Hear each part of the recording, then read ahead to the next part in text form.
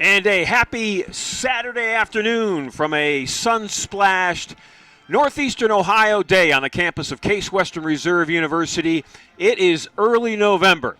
And in early November, if you're playing in competitive football games in the President's Athletic Conference, you are exactly where you want to be. My name is Ron Yance. This is Steve Bocci, my partner. And Case Western Reserve and today's opponent, Washington and Jefferson College, Steve, are exactly where they want to be. Both teams with one loss in the PAC. Today, in the scale of 1 to 10, is a 10. Absolutely. Impact-wise. Absolutely. This is a big game. This is what you train all offseason for, is games like this today here. If you look at the conference, you look at Grove City, the defending conference champions, you look at Case Western Reserve, you look at Carnegie Mellon, you look at Washington and Jefferson, and then you look at Westminster, the team that Case lost to last week at Westminster. All of those teams, Steve, have one loss. All of those teams are tied for the President's Athletic Conference lead with 3 weeks left in the regular season. Absolutely. The President's Athletic Conference this year has been very top-heavy, and all these teams, we have 4 or 5 quality teams in this, and these are the matchups that Case Western needs to take care of business in order to go away with that PAC championship. Now, Steve, a huge storyline today, and I don't think I can over-exaggerate it when I say huge for Case Western Reserve. They will play in today's impactful football game without 4 of their key starters.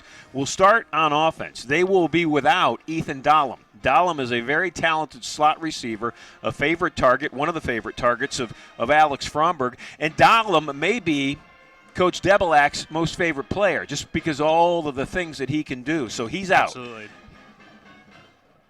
Meyer, their right tackle, also out, got a bad ankle. So that offensive line is going to be juggled a little bit, what they're going to do offensively. With Owen Meyer out at right tackle, they're going to take Zach Miller, who's the right guard. They'll move Zach over to right tackle. They'll bring in Garrett Moorhead off the bench to play right guard. Now, Garrett has experience. He did start in a handful of games a year ago. But what does that do? Steve Bocci, my partner, but also former offensive lineman at Case Western Reserve, what does that shuffle do? It really throws off a lot of the chemistry on that offensive line.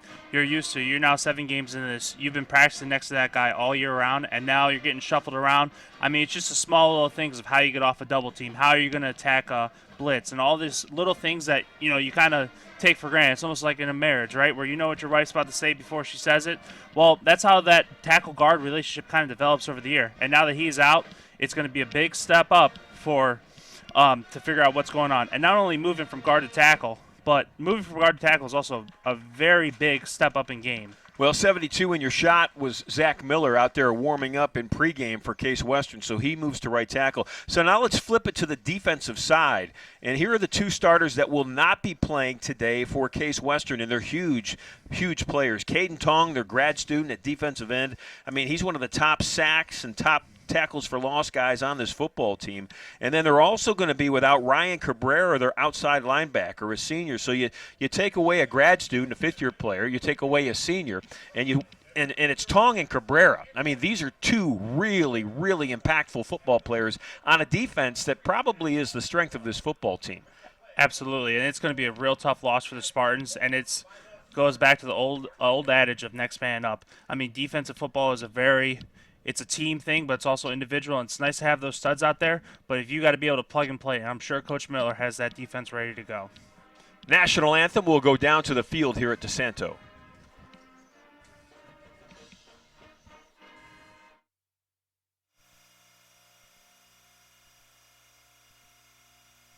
At University Hospitals Druzinski Sports Medicine Institute, we believe all big games are created equal. So when Lulu came to us with a sports injury, she received the same level of care as Cleveland Browns star running back Nick Chubb. Sure, they may dominate different leagues, but our all-star team treats both the Pee-wees and the pros, because your comeback is our victory, and we want to develop the best care plan for you. And for you.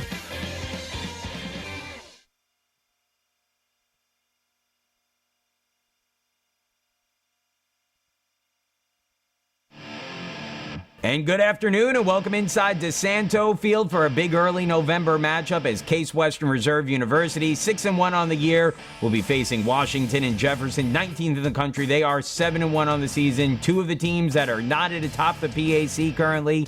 And we're joined by head coach Greg Debelak to talk a little bit about today's game. Before we get into the Washington and Jefferson matchup, though, Coach, let's talk a little bit about last week. Obviously, a tough loss for the team, 17-14 to Westminster. First loss of the season. Take us through that game a little bit and what you were able to take from that game. Yeah, not the outcome we were hoping for, but both teams really went after each other. It was two really good teams just going after each other. And, we just didn't play well enough to win. And hats off to Westminster. They did a great job. We certainly had our opportunities.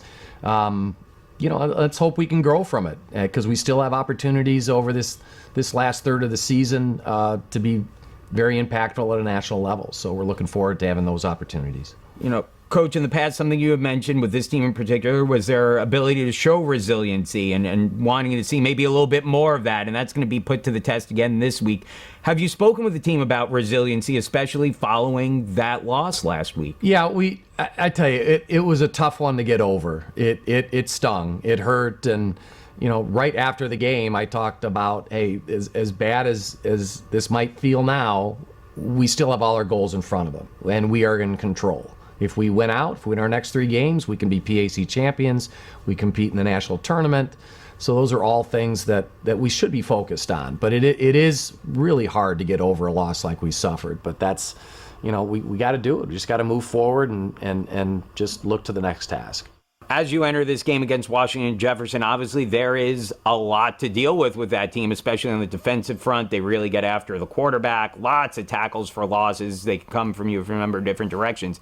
Take us through that team and Washington and Jefferson, what you expect to see from them, especially defensively, where they're really locked in right now. Yeah, defensively, it's an experienced bunch. They have a bunch of fifth years and seniors. I told the guys that you are not unfamiliar with the opponent that you're going to be lining up against. You've played against them for 3 or 4 years. So, what stands out is they have an exceptional D-line.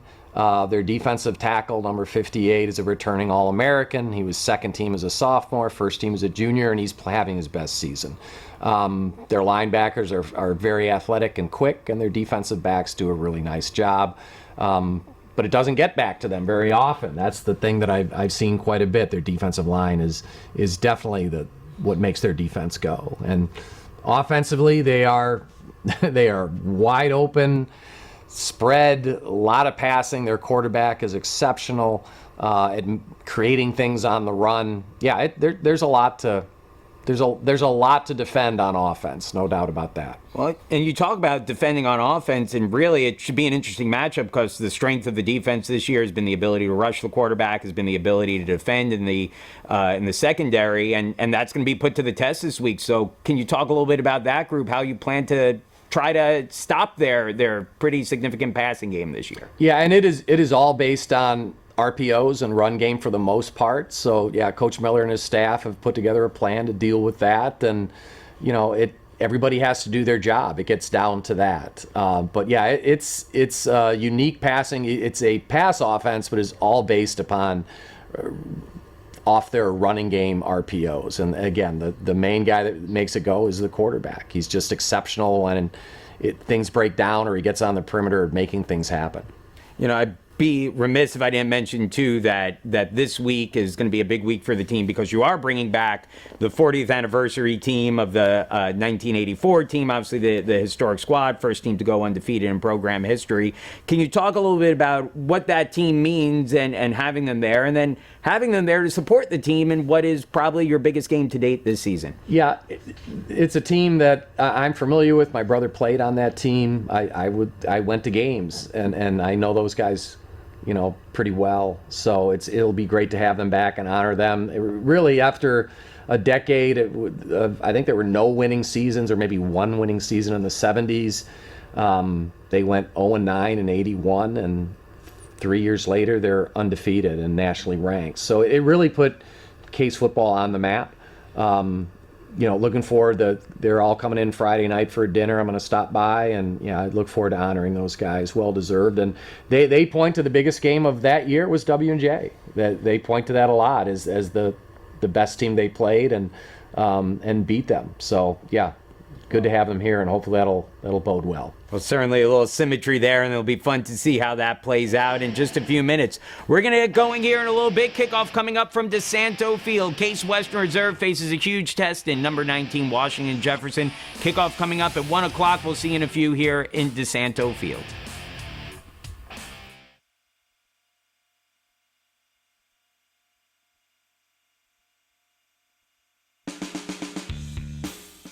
To be able to say you learned poetry from Ohio's poet laureate. There's a lot of opportunities to do research as an undergraduate student. I've actually had a chance to file for a provisional patent on my research. We built a pediatric pulse oximeter for use in developing nations. We built a hypodermic needle incinerator.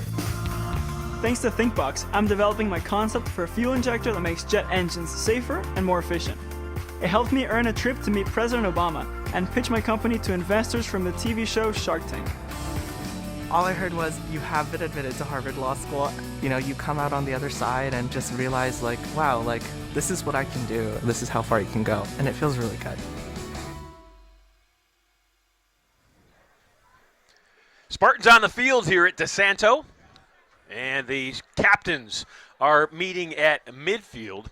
As we speak, the captains of both Case Western Reserve University and their opponent today, the presidents of Washington and Jefferson College. My partner, Steve Bocci, has played in this matchup before. Tail, a former WJ, Spartan you're the visitor. What is your call? Offensive lineman. We'll go down to the field now for the coin toss.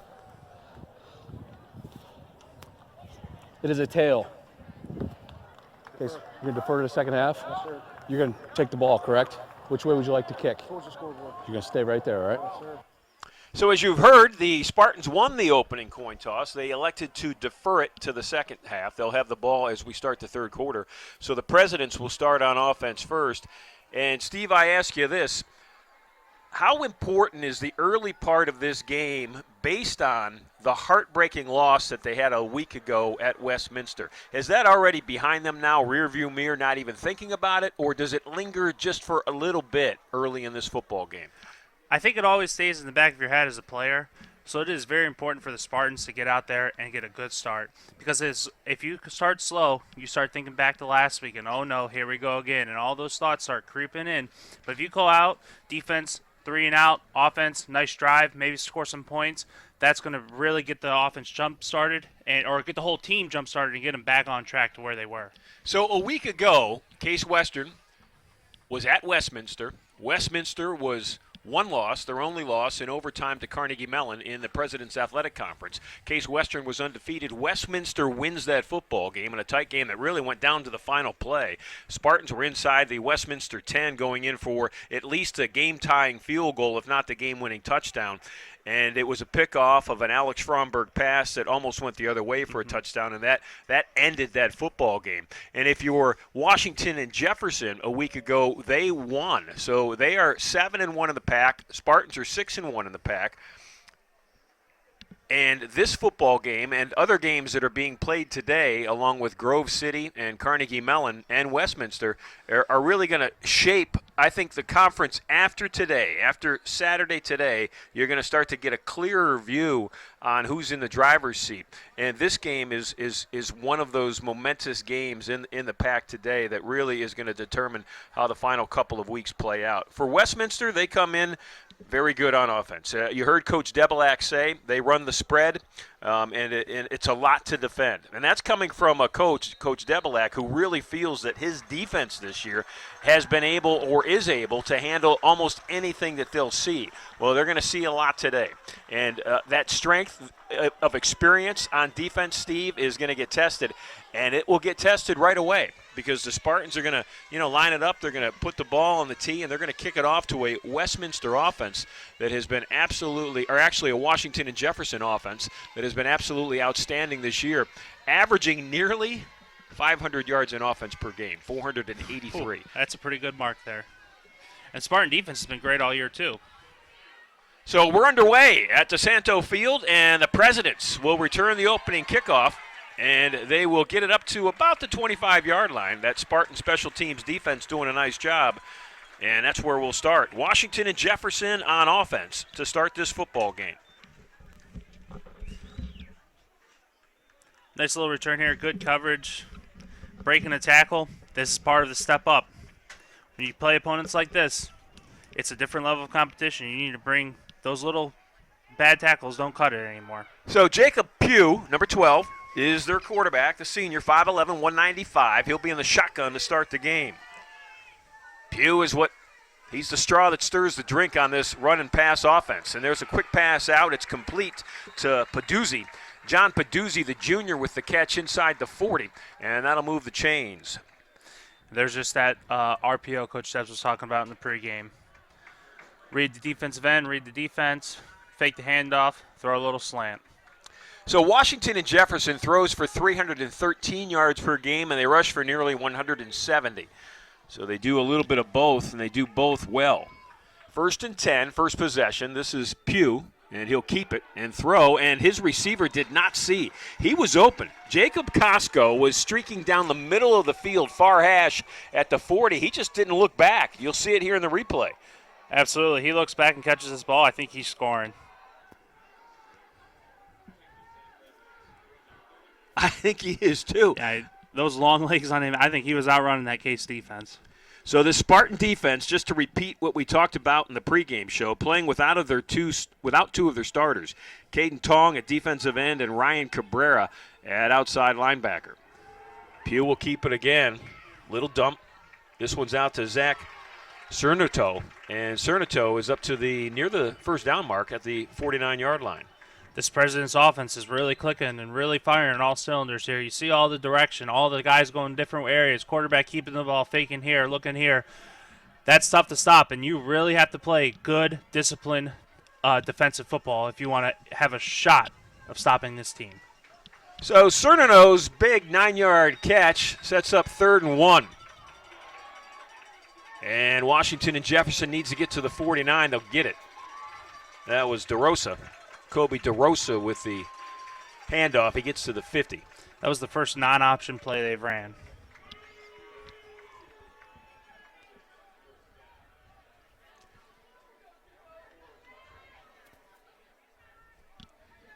With Tong out, it looks like they bumped the former center, Jason Merritt, out the defensive end for this game.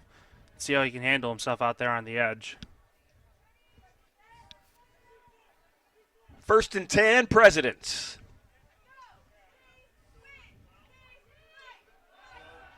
Pugh looks right. And nicely defended by Nate Sicalo. Sicalo, the senior safety. Although Nate can play anywhere in the field. He'll come up, make this tackle like he's a linebacker. Beautiful. Get off his guy, read the ball. Beautiful hit and tackle. Couldn't have drawn it up better myself. 2nd and 9. Spartans defensively this year are only giving up 175 yards in total offense per game. Now, statistically, everybody's stats right now are a little bit, misleading because both teams have played the bottom of the conference, and the bottom of the conference this year just is not very good at all. So stats are padded coming into the final 3 weeks of the season. On 2nd and long, they go to a traditional run, this Washington and Jefferson offense, and that's Troy Volpatti with a solid run. Volpatti picks up almost all the yards he needs. It's 3rd down and less than a yard. Nice little dive play there for the Presidents. So Volpatti will go out, and back in is DeRosa. And Kobe will be the lone back in the backfield with his quarterback, Jacob Pugh. Costco and Peduzzi are out to the left.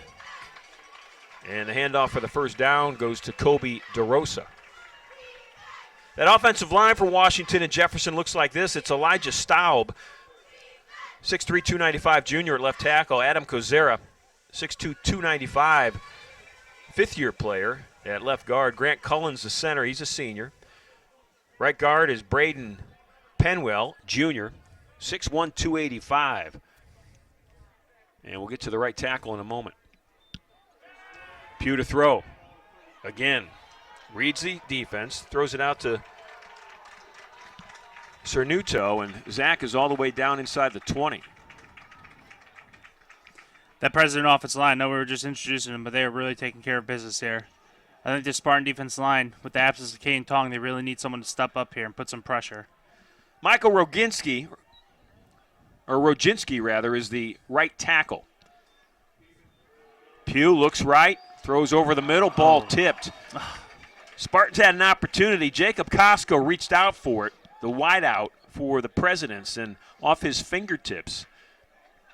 I think it was a little tough read there by the Presidents, but that could have been huge for the Spartans there. Stop this drive, get a little momentum back, and get the ball.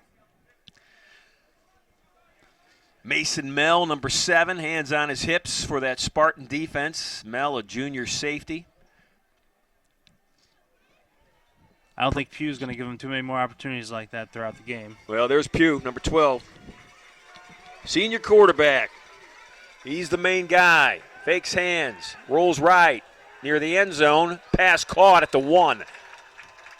That's Costco. Jacob at 6'1", caught that pass. He looked taller than that. He looked like he was 6'4", 6'5". He looked like Noah Coyne out there.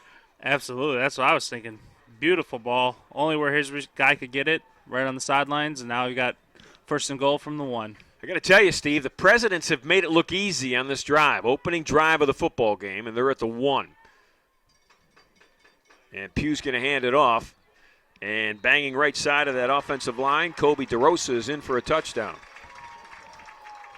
This Case Western defense looks somewhat uninspired here for this first drive. I mean, the offensive line for the Presidents is taking care of business, and Pugh is kind of cutting them up here. Well, that was an easy money drive, right? Oh, got the ball. I mean, I don't think they had a single negative play down the entire field.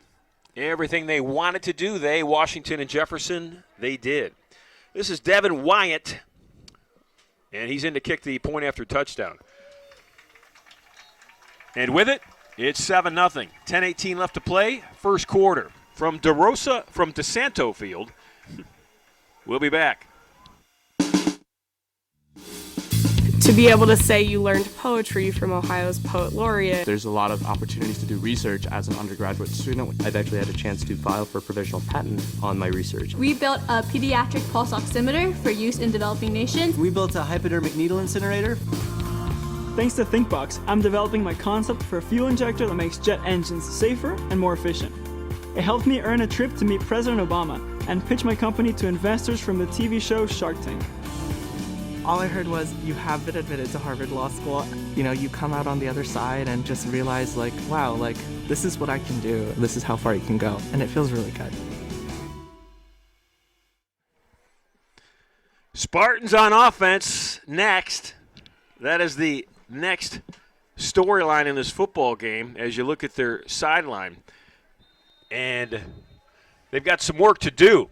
Their defense gave an opening drive touchdown up to the Presidents of Washington and Jefferson in a game that has championship implications. So Case Western will return it from their own 10, and they'll get smacked at the 22-yard line. Good defense, special teams. Absolutely. This President's team is fired up, and they are flying around out there. It was Bo Wolf on the return for Case Western. So Alex Fromberg, the quarterback, will lead his offense out. Fromberg, the senior.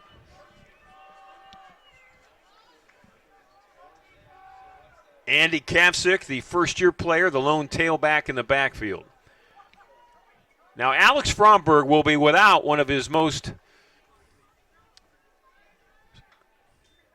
receivers that he really likes. That's Ethan Dahlem.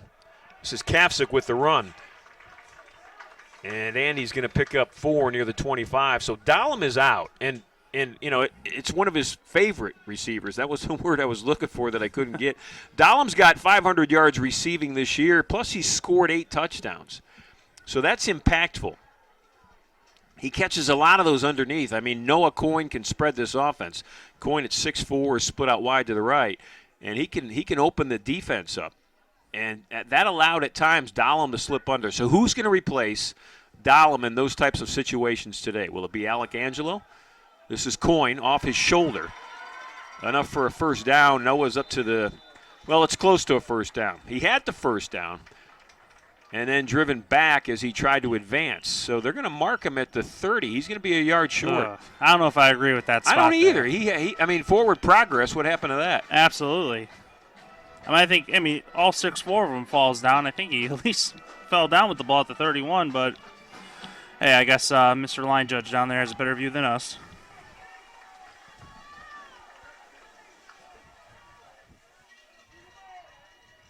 This is a critical third down. Spartans need to keep this drive going. Cannot go 3 and out here.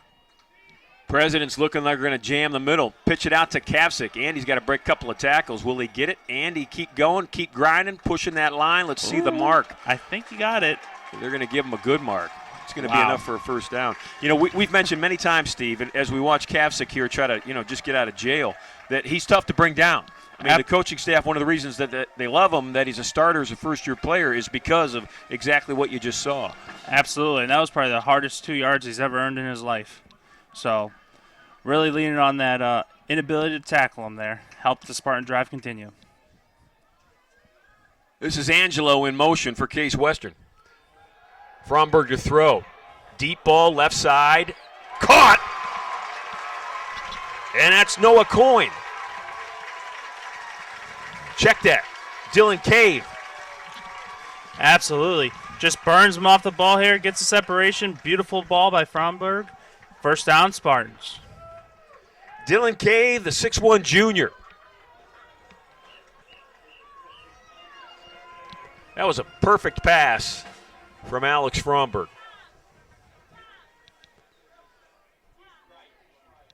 It's really good seeing Fromberg find some other receivers out here. I know he's got his favorites, but it's always nice to get the first big one to someone else. Get the other guys going.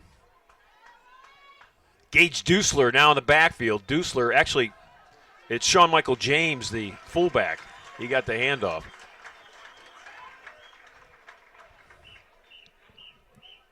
Just a nice little dive there by Spartans.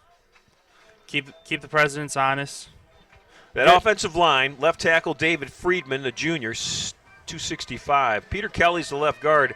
Tony Thivner is the center. He's playing with a brace on his knee today. He's got an ACL that they're keeping an eye on. Garrett Moorhead, the rookie in the lineup, playing right guard, and then Zach Miller has switched over from right guard to right tackle. Fromberg will throw it. Fromberg, middle of the field. Coyne, and it's behind him and almost picked off.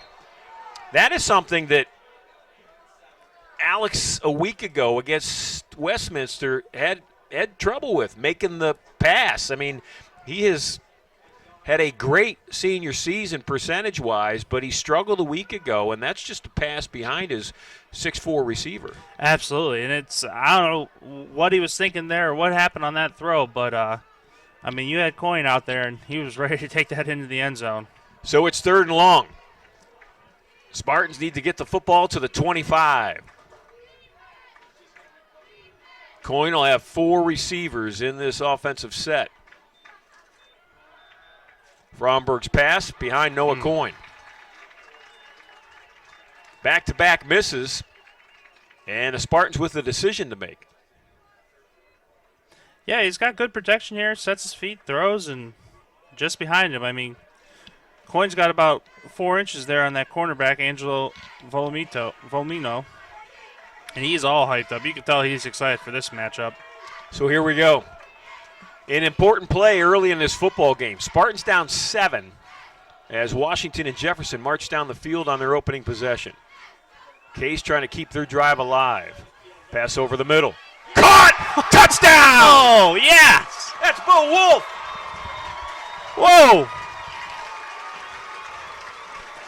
What a dime by Fromberg. I mean, making up for the last 2 passes and putting it right on the money there for Bo Wolf. That was as pretty of a pass as you could possibly make. Wow. You said it, partner. That was on the money. Look at the celebration from the sophomore, Bo Wolf. I'm just going to throw this out there, too.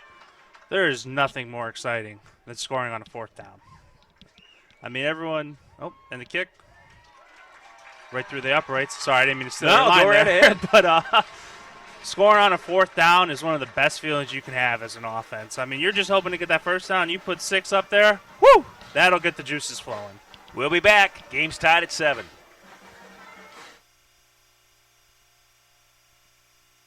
At University Hospitals Druzinski Sports Medicine Institute, we believe all big games are created equal. So when Lulu came to us with a sports injury, she received the same level of care as Cleveland Browns star running back Nick Chubb.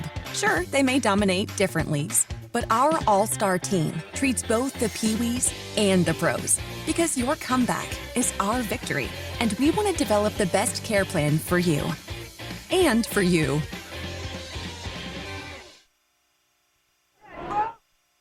Beautiful day here. Absolutely beautiful day at DeSanto Field on the campus of Case Western Reserve University. And a great football game so far. Absolutely. As expected. So DeRosa and Volpatti are back to receive it for Washington and Jefferson. And this is Volpatti. He'll take it from his own 5. And that Spartan special team tying Volpatti up at the 20. That was a much improved effort there on that kickoff unit. They seemed flat on that opening kickoff, which is crazy because it's the opening one, but much better there. Everyone, a lot of hats on the ball. Injured player down right now for Washington and Jefferson. It is number 25. And they've got double numbers for the Presidents. Not sure if it's Dom Barca or Nick Beidel. Game's tied at 7. Both teams in their opening drives scored touchdowns. Washington and Jefferson, step by step by step, all the way down the field, did whatever they want. Spartans had a little drama. On a 4th and 8, they threw a touchdown pass. And that jolt of energy there, and you could tell, we're sitting right here in our box. We can see right down in that offensive huddle, those guys are hyped. And hopefully that kind of translates over to the Spartan defense, saying, hey, you know what? We're not in this fight alone. We had a rough first drive there, but our offense has our back. Let's go out there and let's get a stop. Steve, you played in a lot of big football games in your career at Case Western. You guys won a lot of football games. Put us in the mind of the player today.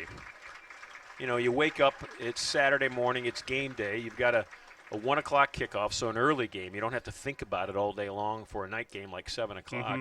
And it's a game that, has first place implication. What's it like?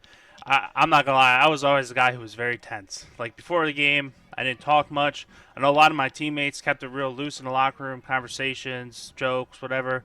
I was always very tense until that first play on offense where you got to fire off the ball and hit someone. And then it was game on. You lock in, ready for business, and basically clocking in and getting the job done. Well, let's see if this Spartan defense can clock in this second drive. So Pugh fakes it to DeRosa. He keeps it himself. And that defensive front holds Jacob Pugh, the quarterback, to about a yard. That's going to be really interesting to see if that was the first time W&J really tried to get some lateral motion there on one of their runs.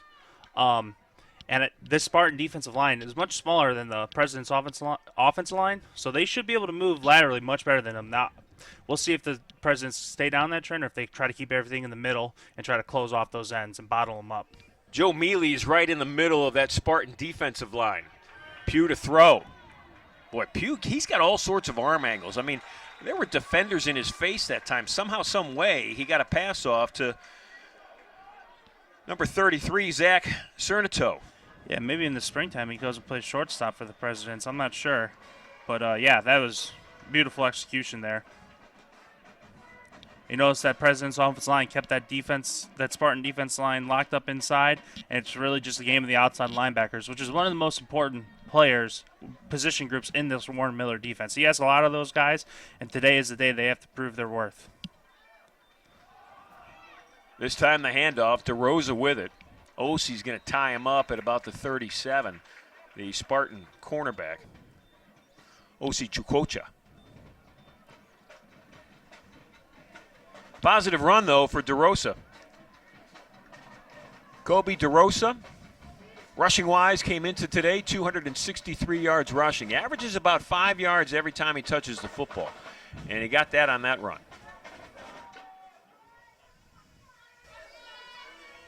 He'll run it again on an option pitch, and he is stuffed. Maybe picks up a yard. Nice hit. That was Dominic Size coming up along with Mason Mell. That's critical right there. The option play, one-on-one out there, making a Ruling on the tackle in field, space. the runner was down before the ball was loose. Second down. Correction, third down. Oh. So that's size number 5 who made that big hit. The senior. Boy, Dominic's had a real nice career at Case Western. 3rd and 4. Presidents need to get to the 42-yard line. Pugh's going to send Jacob Costco in motion.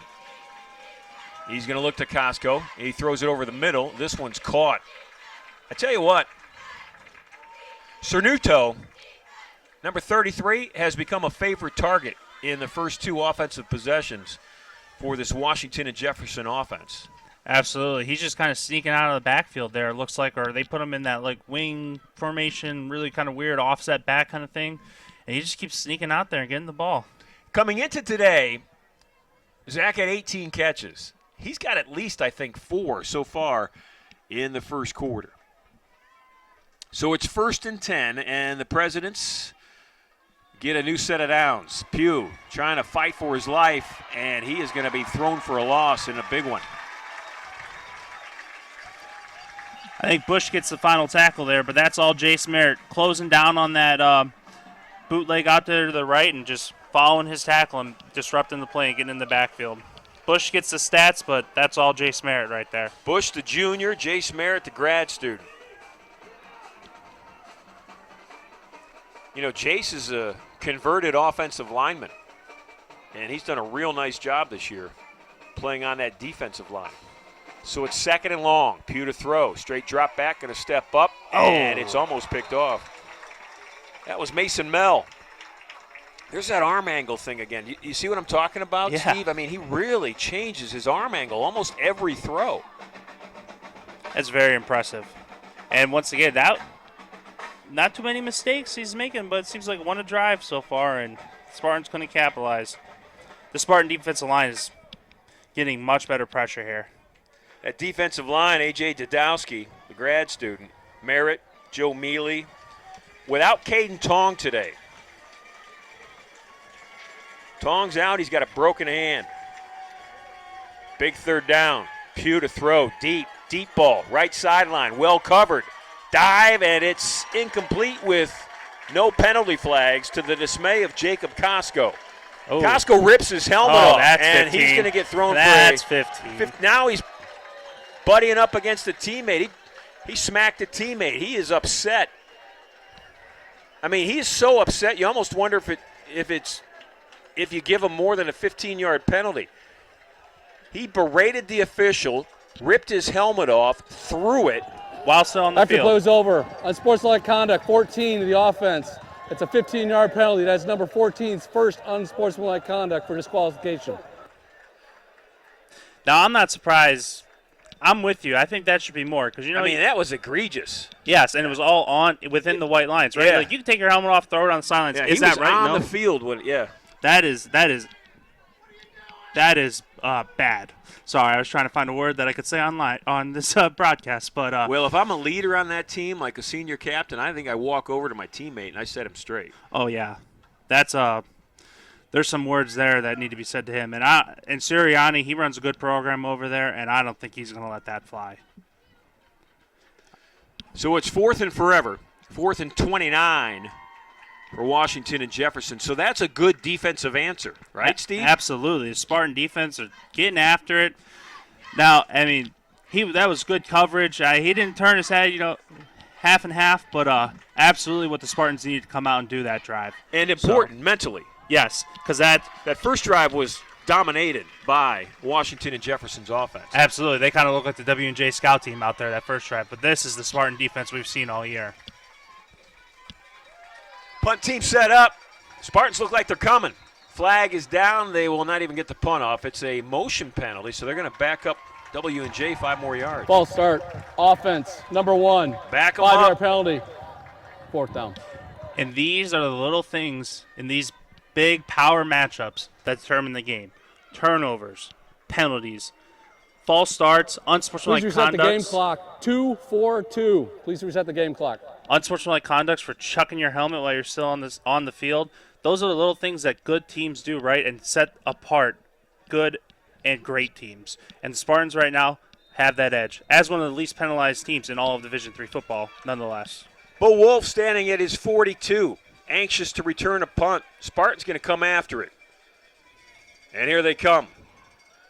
Nice punt. Beautiful punt. Drives Bo Wolf all the way back inside the 35. A little over-the-head catch there, Bo. I don't know how I feel about that one, but caught it. That's all that matters. So the Spartans will come out on offense, and they'll have good field position. They'll have it at the 35-yard line. Last time Alex Fromberg touched the football, he threw a perfect pass to his wideout, Bo Wolf, for a touchdown. I have a feeling the Spartans are going to get a little explosive here. I think they might try to take a shot. I mean, you got a lot of momentum. W&J over there, back up on the penalty. It's a good spot for it. Or a little pass. Boy, they love throwing a little dump pass to that fullback. I mean, typically it is instant success. And that's just your classic naked boot there. A whole offensive line going right, quarterback faking the outside zone, rolling out to the left, seeing what you can get out there, attacking that edge.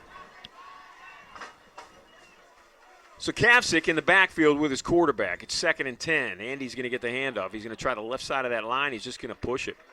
Strong legs. Yeah. 5'9", 180. I think he runs like he's about 225 there. Bo Wolf checks in. It's 3rd and 7. Kavcik will come out. The fullback, Sean Michael James, will check in for blocking. Spartans really trying to keep Dawson Dietz off their quarterback. Dietz, a down lineman. Where's number 58? You can bet he's coming at Fromberg now. And I think that's why Sean Michael James is in the game, to kind of help out Garrett Moorhead, block Dawson Dietz. And a whistle. And the Spartans ran out of time. Delay game. Can't be having that. Number 9. 5-yard penalty. Steve, tell me how that happens. I mean, the quarterback can see the play clock. It's big displayed in each end zone. So how do you get to the point where you don't even get a snap off? I think that's more on the coaching staff there, Okay. because when you go out there, there's a play called, right?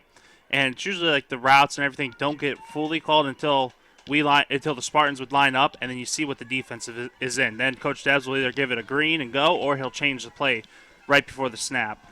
So it's 3rd and 12 instead of 3rd and 7, and Fromberg no doubt going to pass the football. Looks left, sideline pass, and it's incomplete. Trying to chase it down was Dylan Cave, and he was well defended by Troy Volpatti. That kind of almost seemed like a 9-1-1 there for Fromberg, because W&J ran a nice stunt along that defensive line, and they had a free runner on that defensive end there. So just trying to get the ball out and not get leveled. Anthony Rosati is back to receive the punt. That's Rosati at the 28. Oh. Not sure if it was a fair catch or if he just fell back. One way or another, the Presidents have the football at their own 28-yard line. Let's revisit the Presidents Athletic Conference. Going into today, you had the team you're looking at wearing white with black pants trimmed in red. Washington and Jefferson ranked 19th in the country, 7-1. So technically they're in the lead in the pack because they played one more game. Then after them, you've got number 17 Carnegie Mellon, number 13 Grove City, defending champions, Case Western Reserve and Westminster. Those 5 teams all tied with just one loss. 4 of them 6-1, and the team you're watching right now, Washington and Jefferson at 7-1. That's DeRosa with a strong carry. He's been outstanding so far. Absolutely. It took about 5 Spartans to take him down there. Just your classic power left there for the Presidents, and it's working. W&J, I mean, their brand of football is big, mean, and nasty. Up front, there are 5 guys across there, probably the 5 meanest dudes on their team, and the only guys that might be a little bit meaner are their defensive line. So it's 2nd and 5. Pugh's going to keep it. Now he's going to throw it, changing that arm angle, and just a real nice little stutter step by, I think it was Devin Wyatt. Yeah, number 7, Wyatt. Caught that pass, and, he turned it in right here into a couple extra yards. That is a beautiful execution of the RPO offense right there, right? He reads that defensive end, decides to pull the ball, keep it, come out, linebacker comes to fill on him, swing it right on out there. I mean, that's a special play. That's an experienced quarterback. Presidents need a yard. And did the Spartans jump off sides, or? I think it's going to be the Presidents here. They're going to discuss. Both teams, of course, pointing fingers to the opposite side. Got a lot of opinions coming on. Well, they're going to bring all 4 of the 5 officials in. 4 of the 7 officials in to talk about this. False start, offense, number 77. 5-yard penalty. That's a Third big down. call. Wow. Left tackle, Elijah Staub. Those are those small, like I said, those small penalties that don't seem too inconsequential when you're playing a team that's much inferior than you. But when you're looking across the line at a team that's just as good as you are, absolutely. You can't go from 3rd and 1 to 3rd and 6. Absolutely. They're going to make you pay. And let's hope the Spartans can collect some checks here and make them pay. So Pugh, along with That is the end of the first quarter. his teammates, looking for the offensive play, and they'll run out of time. 1 quarter in the books. It's been a good one. 15 minutes left in this first half. We'll be back. Game tied at 7. To be able to say you learned poetry from Ohio's poet laureate. There's a lot of opportunities to do research as an undergraduate student. I've actually had a chance to file for a provisional patent on my research. We built a pediatric pulse oximeter for use in developing nations. We built a hypodermic needle incinerator. Thanks to ThinkBox, I'm developing my concept for a fuel injector that makes jet engines safer and more efficient. It helped me earn a trip to meet President Obama and pitch my company to investors from the TV show Shark Tank. All I heard was, you have been admitted to Harvard Law School. You come out on the other side and just realize, wow, this is what I can do. This is how far you can go. And it feels really good.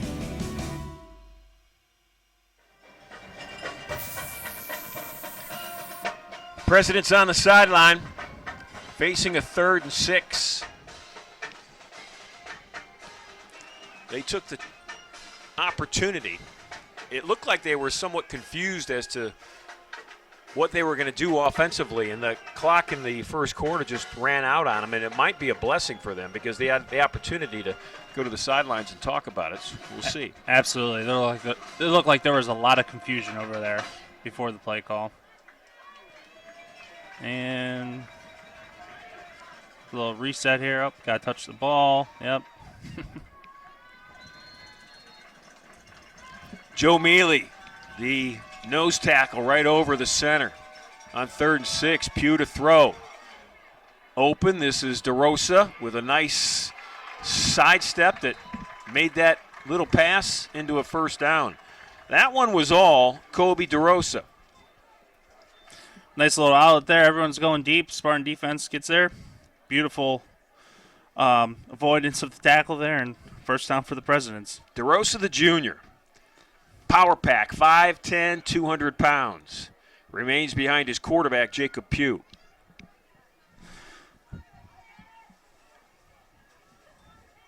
Pugh to DeRosa. Little floater with blockers in front. Kobe drops his helmet and runs into 3 or 4 Spartans at the 43-yard line. Some real nice blocking on the perimeter there by the Presidents there. I mean, you see we got trips here to the right. All 3 hats on hats here, and luckily 16 for the Spartans there got off and made the tackle. That's Sakalo. They really are a well-oiled machine offensively, aren't they? Washington and Jefferson, the way that they run that RPO with a senior quarterback in Jacob Pugh. Absolutely. Pugh looks like he can run this offense in his sleep. It's 2nd and 7. Spartans show a corner blitz. Pugh going to throw it. And once again, yards after first contact. Wow. That's Raymond Holmes who caught it. And Holmes was meeting bodies at about the 45, and he breaks tackles, gets all the way up to the opposite side of midfield at the 48. It's W&J, very physical football team from front to back. Corner blitz there, that's pretty common there for the Coach Miller defense, but dragging defenders with him to get the first down. It's an impressive run. Game's tied at 7. Pugh to throw. And stepping out of bounds. I was waiting for like a horse collar flag to come in. One did not. And it's a positive pickup. Yeah, he might have. Yeah, he was up there in the horse collar region for sure. But luckily that one slipped by for the Spartans. Sean Torres, an inside linebacker, grad student. He's a grad. Gabe Trock's a grad. Jace Merritt, a grad. Caden Tong not playing today. He's got a broken hand. He's a grad student. 5 grad students. You add Dodowski to it defensively for Case Western. Good stop there by the Spartans. I mean, this Spartan defense is I'll say, Case Western is a bit undersized in this matchup, across the board. If we just look statistically at heights and weights and bench presses and all those other measurables. Well, you look at the height and weight. I mean, along the offensive line for W&J, 295, 295, 275, 285, 275. And the Spartans go 230, 240, basically. So they're all 40, 50 pounds mean a lot, Steve, as an offensive defensive lineman? It means a lot, but it can be made up for with a little bit of attitude. 3rd and 4, Pugh to throw. Caught, first down, fumble. Oh. Is it caught or is it incomplete? It's an incomplete pass. Oh. And that works in the Spartans' favor because I think if it was fumbled, I think Paducci actually got it back. Yeah. Somehow he managed to roll right up onto it, but, yeah, he never completed the catch there. And W&J will punt it. That's a big stop. It was 2nd and 4, Steve. Yes. So they had 2 big stops. That could be huge for the Spartan defense. Now it looks like W&J is going to try to play the field position game, although I would be wary of the fake. Wolf standing back at his own 10. Ooh, bad snap. And Bo will fair catch it at the 12. 11:37 left in this first half here from DeSanto Field on the campus of Case Western Reserve University. The second day of November. And look at the sun splashing off those white helmets of Case Western Reserve. It is an absolutely beautiful day. It's like a stolen day. It's one of those days that you don't expect to get in November. And you just want to steal it, keep it, and use it again. Yeah, the old man in me came out, and I was outside this morning at 8 o'clock. I don't even think I had anything to do outside, but I was trying to just soak it all in while it lasts because, Cleveland winters. It's a-coming. And here comes that Spartan offense. Fromberg is there with Kafsick on his right hip. And Andy's going to get the handoff. And he does his best to, he doesn't even get back to the line of scrimmage. He's going to lose 2 yards. The Spartan offense this year has struggled at running. They struggled last week. Now, they didn't struggle in the first 5 games because nobody struggles against those first 5 opponents. But when the rubber hits the road and you really needed a running game, I would say they struggled last week. And I asked Coach Debs about that as we'll get this play in 2nd and 12. Fromberg's going to throw. He'll be pressed out, sets his feet, throws it deep, and that one's up for grabs. Boy, that was a risky pass.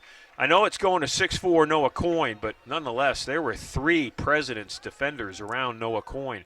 And I asked Debs, I said, do you think you're struggling to run the football? And, there was a little bit of pushback on that, but I think he settled on maybe they offensively need to commit to it a little bit more than they do. Maybe allow it to have an opportunity to become successful.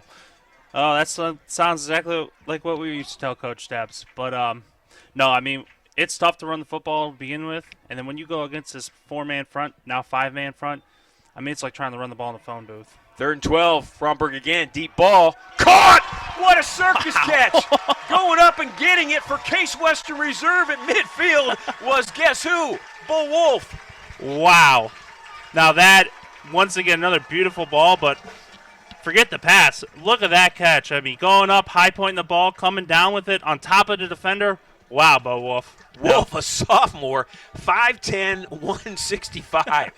It's not Noah Coyne, 6'4", 225. It's the little guy. That was a super catch.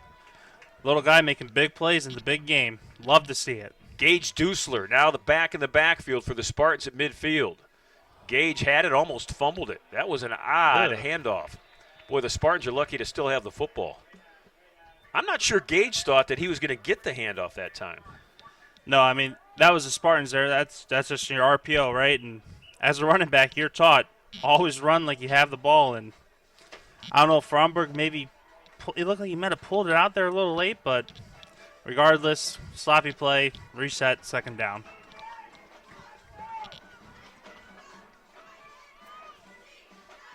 Second and 11.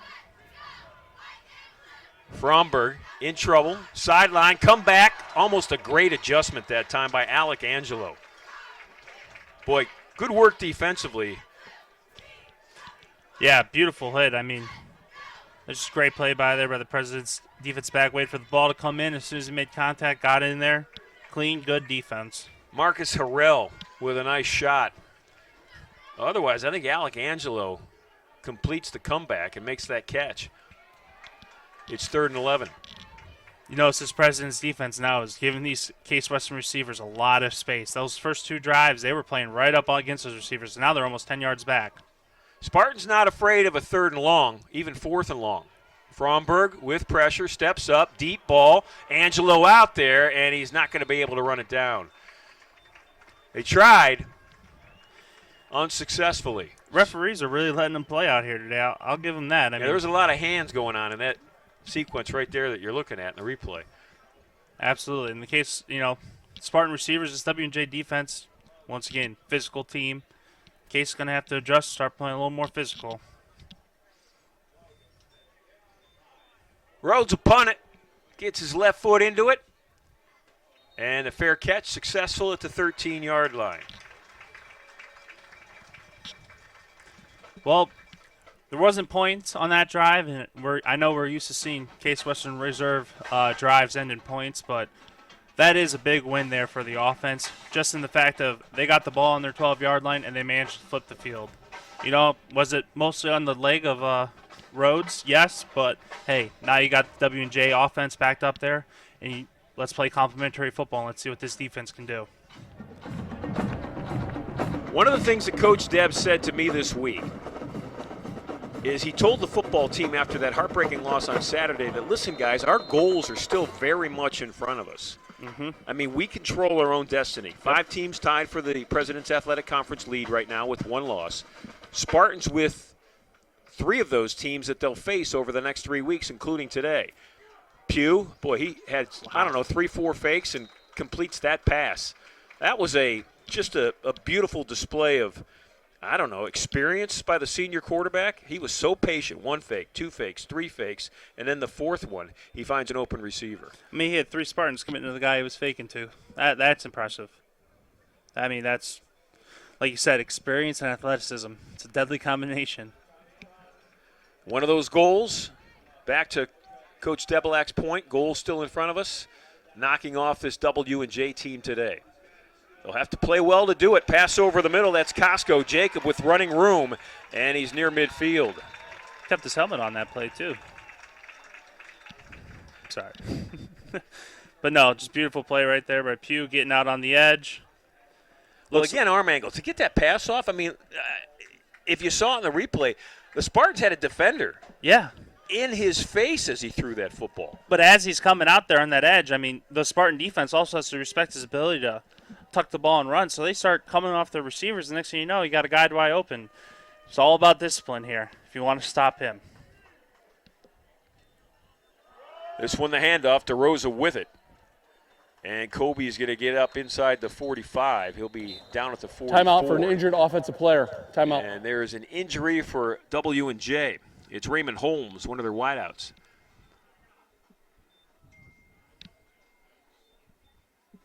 We'll take a moment while the Presidents tend to Holmes. We'll be back.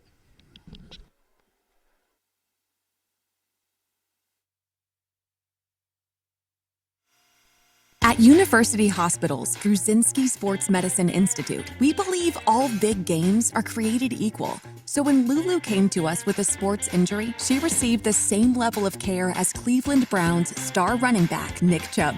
Sure, they may dominate different leagues, but our all-star team treats both the Pee-wees and the pros, because your comeback is our victory, and we want to develop the best care plan for you. And for you.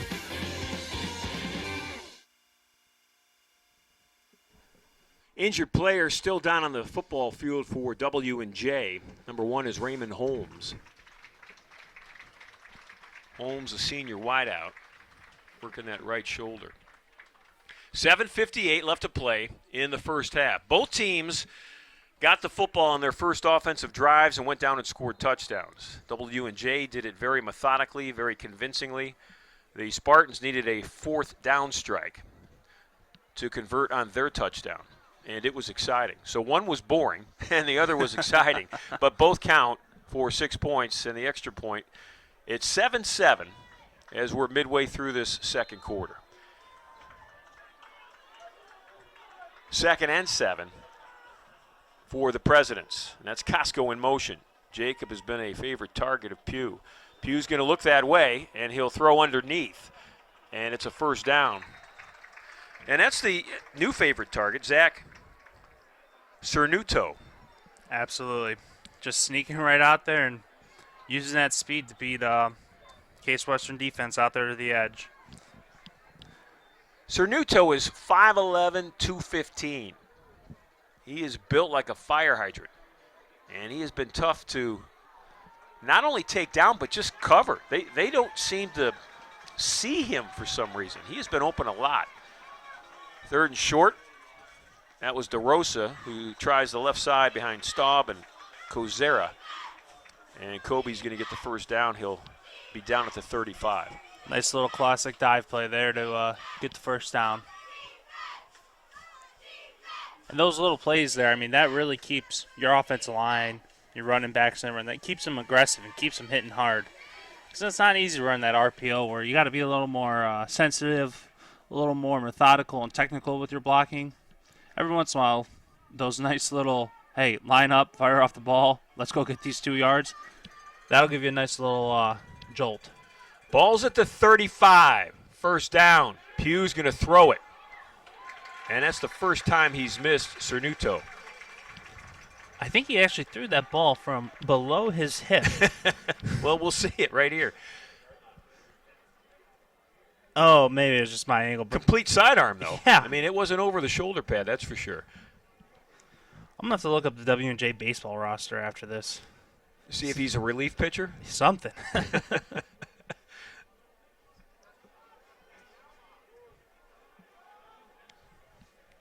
See, 2nd and long is right where the Spartans. It's good. Get him behind the chains. Deep drop. Steps up. Lob pass. Almost caught. That was Devin Wyatt at about the 11-yard line. Well, he floated that one. He did. I'm surprised. When he steps up in the pocket here, I mean, great rush by the Spartan defense. He's got no one in front of him for 10 yards. I mean, I'm surprised he didn't tuck it and run.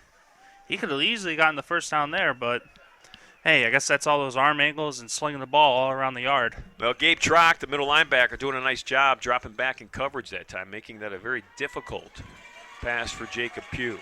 It's 3rd and 10. Crowd here at DeSanto, banging the bleachers. Spartans need a play. Pass over the middle, caught at the 20-yard line, and that is a first down. Wide open. Found the hole in the Spartan zone and settled down on in it.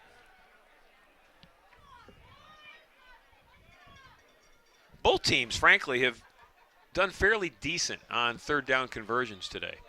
And both teams have faced 3rd and longs. I mean, they haven't been 3rd and 2s.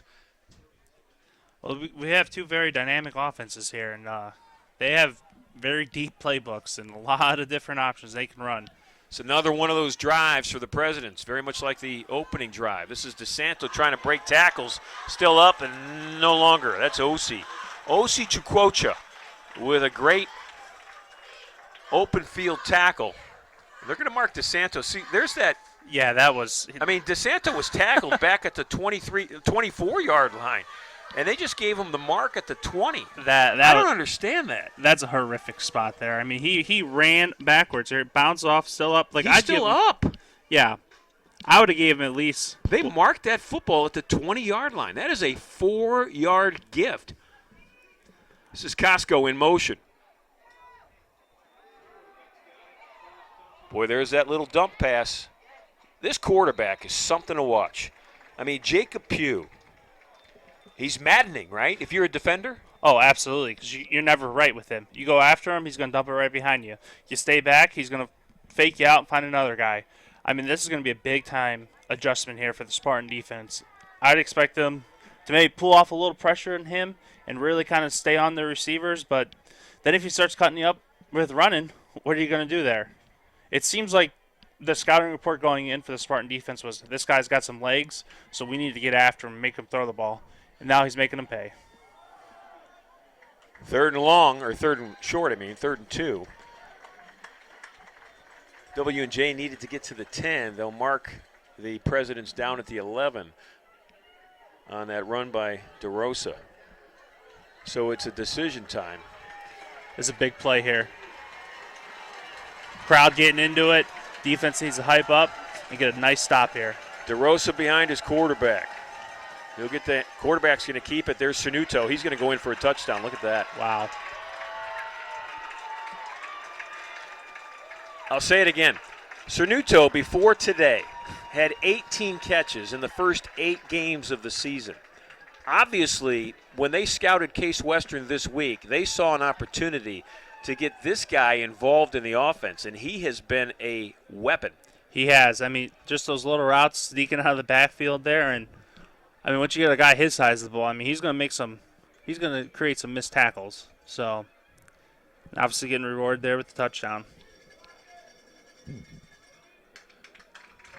Point after touchdown's good. 3:53 left in the first half. Presidents up 14-7.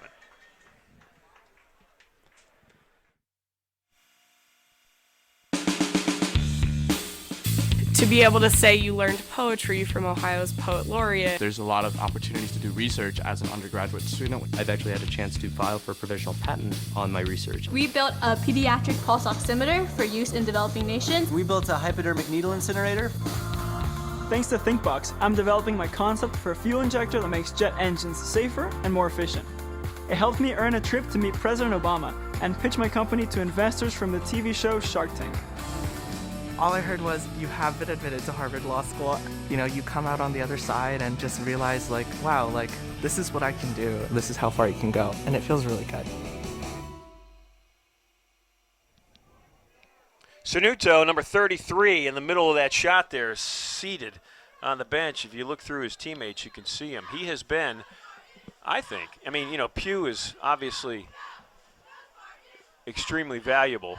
Nothing happens without him, but Cernuto has been just a real weapon. This is Bo Wolf up to the 28-yard line for the Spartans. It'll be interesting to see at halftime what type of adjustments defensively the Spartans make. And can you? I mean, can you make an adjustment against a quarterback the type of Jacob Pugh and his ability to really throw from any arm angle and, you know, find guys like 33? I mean, they're going to have to here. I mean, Cernuto has been carving them up. I mean, I don't know if it's one of those things where maybe, hey, take a step back, let's wait, let's shut down the pass and make them beat us with the run.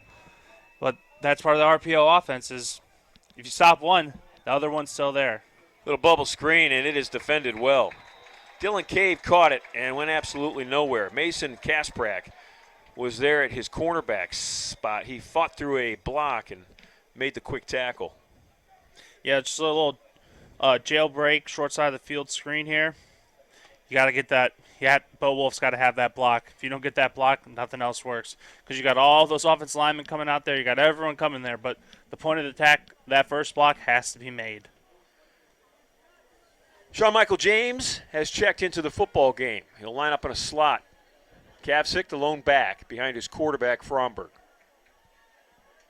2nd and 10 for the senior quarterback. Alex looks over the middle, pass over the middle, and well defended by Mason Kasprak. I'll give it to these referees. They're really letting them play. I thought there was a little bit of grabbing going on there, especially on the back. I think I saw some shoulder pads, but hey, let the boys play. So Spartans in a position that they don't necessarily like, but so far today have been fairly comfortable with, and that's 3rd and long. Dusler is in the backfield now. Gage is now on the left hip of his quarterback. He'll block, picks up the blitz. Fromberg, deep ball. Sideline, Coyne went up and caught it. Noah Coyne went up and caught that ball. Amazing catch there by Coyne. That's only his 2nd or 3rd target of the game, and that's a big one. Going up, high pointing the ball, coming down with your feet in bounds. That's great. Now let's see if the Spartans can get him going, and Fromberg can really start developing that connection again and getting that pot going, turning that heat up, because I think he could be the key to really exposing this W&J defense. Plenty of time, 2:45. Fromberg scrambles, throws, that's Coyne, and he kept hold of the football. For a second there, I thought Noah was going to let that one slide right down his leg, but he picks up 7. Yep, just a nice little drag route across the field. Now that's 2 in a row there to Coyne. Let's see if the Spartans keep trying to go back to the wishing well. And it looks like the cornerback covering him down. Angelo Villamino. Coach Debelak will take this opportunity to talk to his offense, and he doesn't look happy about something. I mean, I'm a little upset over the protection the past 2 plays. They've had free runners hitting Fromberg and pushing Fromberg off his throwing point. I mean, this K's offensive line needs to really kind of step up here and solidify that front. Stay on your blocks. Let the guys get open. And again, to repeat a point that we made at the beginning of the game, that offensive line is playing without right tackle Owen Meyer. He's out with an ankle injury this week. So they took Zach Miller at right guard, the guard starter, and they moved him to replace Meyer at right tackle. They brought off the bench Garrett Moorhead, a junior, and Garrett's played on the offensive line. He started a couple of games a year ago for this Spartans team. So it's not like he's a rookie. But as you pointed out, Steve Bocci, my partner and former offensive lineman, when you get to week 8 in a regular season with solid 5 guys playing all the time, any disruption to that flow is a disruption. Absolutely. And WJ, with his 4-man front, I mean, that's already fighting in a phone booth, right? You're used to 3-man fronts all year, backers coming in. I'll take a 3-4 any day of the week over a 4-man front because it's a phone booth out there. And now W&J, which historically is a team that loves their stunts, loves their weird blitzes, foreign blitzes, it's tough to get all that picked up. Pass over the middle to a space at the 15 where nobody was at. And that's right there, the pressure. W&J brought some pressure. 2 backers, just your basic double B got blitz. Got pressure up there. Fromberg's off his point, throwing off his back foot. He can't deliver an accurate ball. So that was 2nd and short. That was 2nd and 3. Spartan's going to bring in a blocker. They'll bring in Jack Breyer. He's going to line up in a slot on that right side, right off Zach Miller's hip. Dusler at running back. Gage is a real good blocker, too. They're going to pick up those blitzes. Fromberg's going to run it. First time today. Wow. That is the first time today we have seen a quarterback who can run the football, by the way, run the football. That was perfectly set up. I mean, That's a 2-minute timeout. Fooled us up here in the booth. I mean, Fromberg's got some legs on him. I'm glad Coach Deb's starting to use him here finally. 2-minute timeout. We'll take a 30-second break.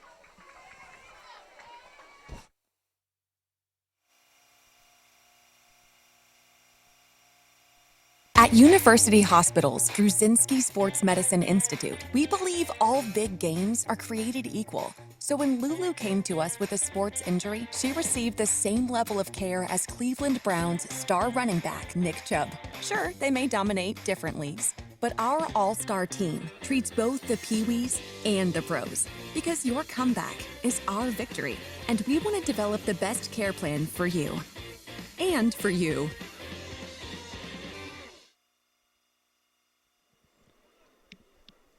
Noah Coyne walking back out onto the football field. That's Alec Angelo, 7 in the shot as well. Coyne the senior, the wideout for the Spartans, who this year has caught 40 footballs for nearly 600 yards. It's 1st and 10.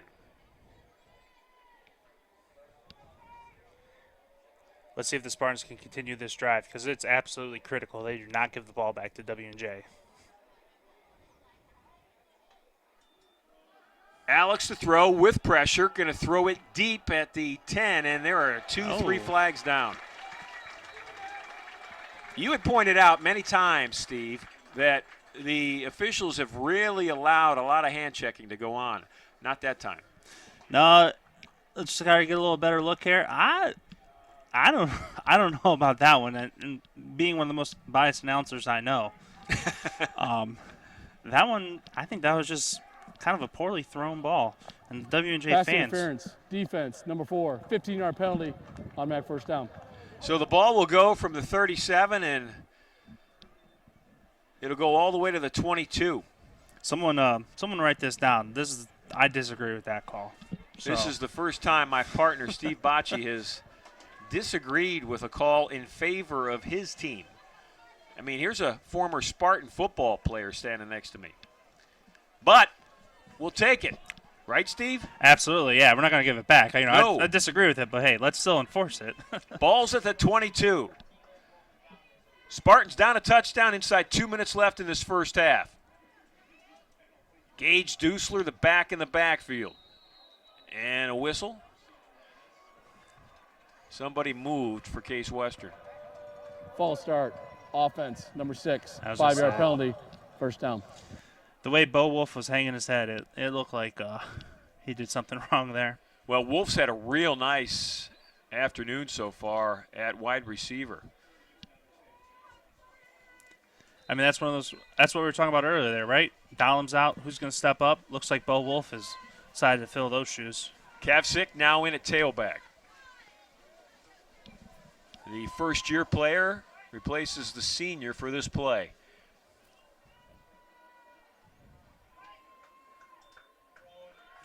Boy, Fromberg to Kavcik. Andy with not much room.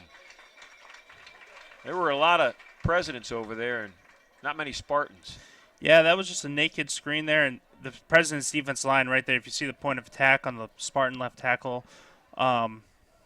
David Friedman, he gets kind of jacked up at the line there. A nice little shot to the chest. That throws it off. One of those little quick slip screens there, that offense line needs to be getting out there. There's no fake. It's just rip through and get out to the edge. And relying on speed. Yeah, Case got nothing. It's 2nd and 15. Fromberg needs a big play. Throws across his body, and that's picked. Pass is picked off by W&J. Brandon Brown got it. And that was just a bad decision by Alex Fromberg. He gets forced here. WJ brings the blitz, doesn't get picked up, throws it into double coverage, and not necessarily the best throw into double coverage either. But well, throwing across his body, moving away from, the area that he's throwing, everything about it. Yeah, that had bad pass written all over it. It looks like the Presidents only brought 5, but the CWRU offensive line didn't shift to pick up that late blitzer there, which that's usually what the running back's job, but he was already helping out another guy and forces a bad pass, turnover. Now the Presidents have the ball with 1:40 left, and you lost your opportunity to go 2 for 1 there on the Presidents. Well, the 2 for 1 was, they could have scored a touchdown at the end of the half, and then they get the ball to kick off the third quarter. So they could have gotten 2 scores without W&J even getting the football. And now the Presidents have it, and they've got plenty of time, and the way that they move it, a little bit of time is all they need. I had a feeling a screenplay would be coming, especially after they've been tearing them up for the Spartans being too over-aggressive. Spartans are going to overreact, stay a little back, and then just throw a little screen out there, get 9 yards. 2nd and 3. DeRosa gets the first down. Kobe DeRosa. Kobe came into today, not their top runner, Owen Patricic, their top runner after 8 games with over 500 yards. And they just keep moving the football. And guess who? Again. Cernuto. Cernuto is number 33. And as things stand right now, he is a nightmare in the minds of this Spartan defense. He might end up with 33 catches today. Had 18 coming into the afternoon in 8 games. I don't think it's a stretch to say he could get 18 catches today. He's open again. Deep ball, middle of the field. What a reaction! Wow. What a comeback move and a great catch by Anthony Rosati. I mean, that's a really good job to keep your head on the swivel there. I mean, Pugh puts a ball on him. Not his best the other day, but still catchable. And that is a great reaction there. Wow. Turn around, find the ball, and catch it. In less than 50 seconds, look at where the Presidents are. Pugh to throw it in the end zone, touchdown. Just like that. That is not what the Spartans needed going into halftime there. So now you went from driving into your own end zone with less than 2 minutes on the clock, getting the ball at half, only down 1 score, hopefully trying to tie the game up going into halftime, and now you're down 2 scores. Yeah, they did that in a minute 13. That was a very impressive drive. Rosati caught it. And this is Wyatt in to kick the extra point.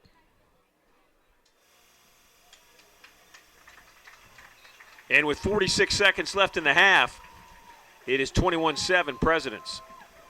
We'll be back. To be able to say you learned poetry from Ohio's poet laureate. There's a lot of opportunities to do research as an undergraduate student. I've actually had a chance to file for a provisional patent on my research. We built a pediatric pulse oximeter for use in developing nations. We built a hypodermic needle incinerator. Thanks to ThinkBox, I'm developing my concept for a fuel injector that makes jet engines safer and more efficient. It helped me earn a trip to meet President Obama and pitch my company to investors from the TV show Shark Tank. All I heard was, you have been admitted to Harvard Law School. You know, you come out on the other side and just realize, like, wow, like, this is what I can do. This is how far you can go. And it feels really good.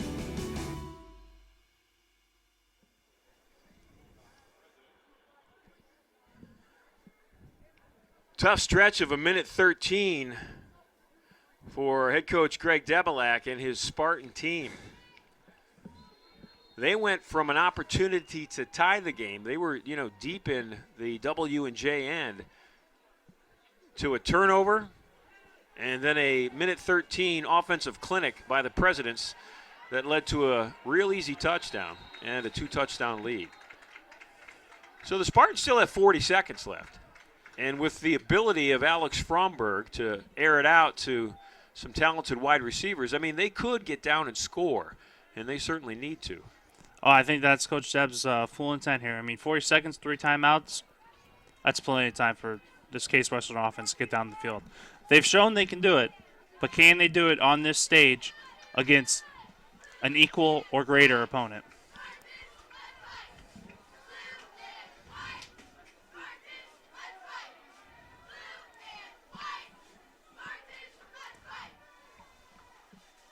Low snap. Oh. Alex is in trouble. He's just going to have to put it in that left arm and run, and he doesn't get out of bounds. So the clock is going to keep running, or Spartans going to have to waste a timeout, and they do. Timeout, Case Western. Boy, that started with First the charge, snap. timeout That was a half. problem from the snap. That is the center's first job and most important job is to snap the ball so the quarterback gets it. And when you can't even get that right, might as well throw the whole play away. So if you look at what's happening today in the President's Athletic Conference, the other big game, this is a huge game right here, a 7-1 team against a 6-1 team. The other big game is Westminster is at Carnegie Mellon. They are playing right now in Pittsburgh, and both of those teams are 6-1. Grove City has Waynesburg today. Waynesburg is 3-4. So Case and W&J playing each other, Carnegie Mellon and Westminster playing each other, and Grove City has what many would consider a bye today. Yeah, as far as these couple teams are concerned. Hey, Waynesburg's no joke, though. I mean, you go play there. They got that train running through there. I mean, small locker rooms. It's definitely not ideal conditions. 28 seconds left. in the first half. Spartans 74 yards away from where they'd like to be. Fromberg steps up, throws over the middle, and he overthrows his open receiver. That was Dylan Cave, had a couple of steps on a defender. Pass was too long. Just kind of floats over his head there. I mean, good protection. Floats it right over the head. Got 2 deep safeties, too, so he would have been running for a couple more yards. Stat sheet was just brought into our press box, and I've got to point it out. We had talked about Cernuto going into today, 18 catches in 8 games. He's got 10 catches so far for 95 yards. Jeez, oh, man.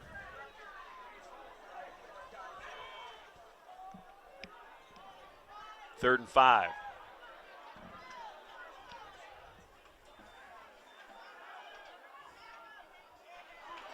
Here we go.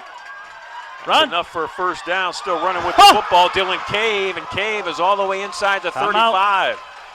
13.8 seconds left. That's exactly what the Spartans needed there. I'm mad for it was just going to be a little check down and maybe Case Western, second charge, timeout of the half. Maybe set up the Hail Mary, but hey, Cave, getting after it. Put your head down and run.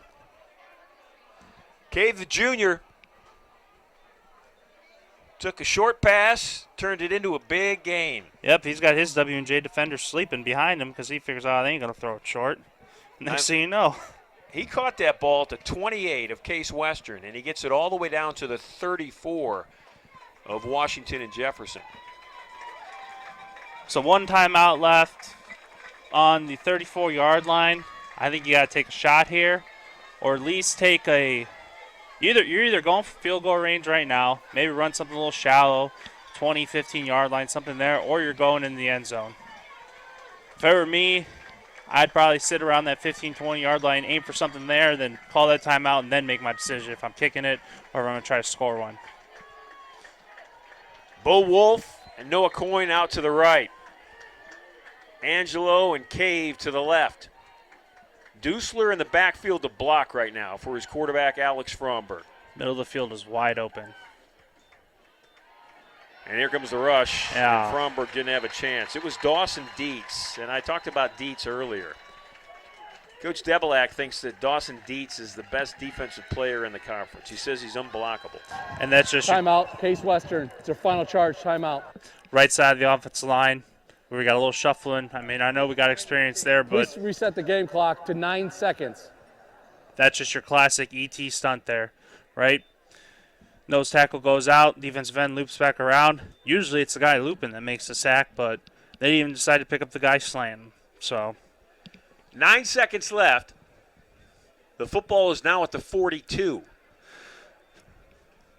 All that matters is the 9 seconds. Time is not a friend right now for Case Western, but they certainly have the ability to make some electricity happen in a short period of time. absolutely.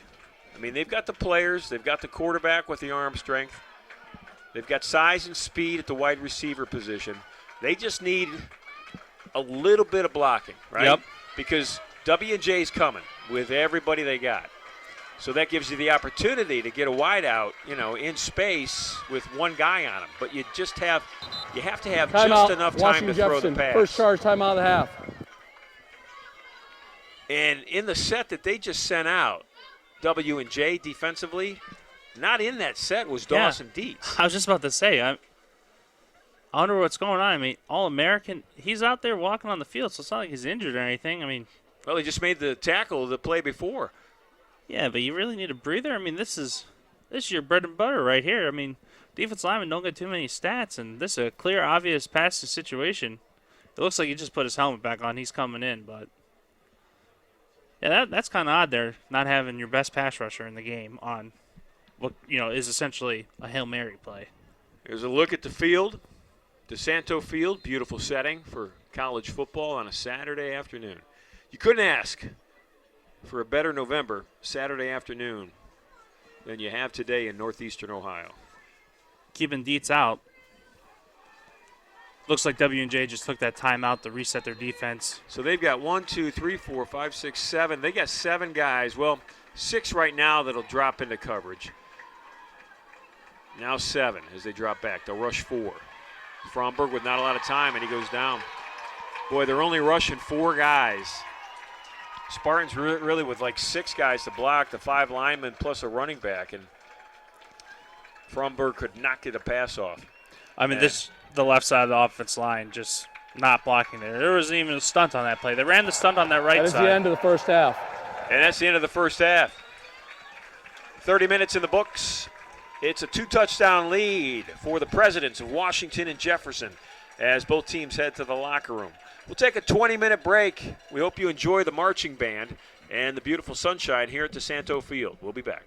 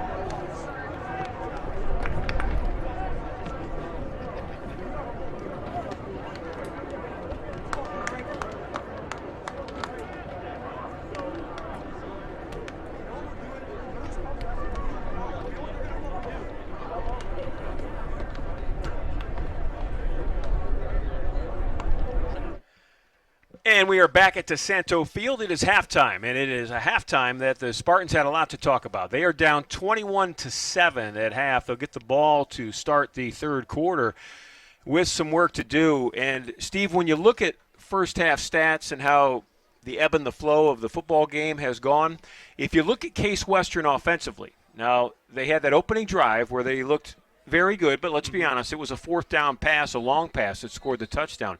Rushing the football-wise, so far in the first half, they have 1 yard net rushing.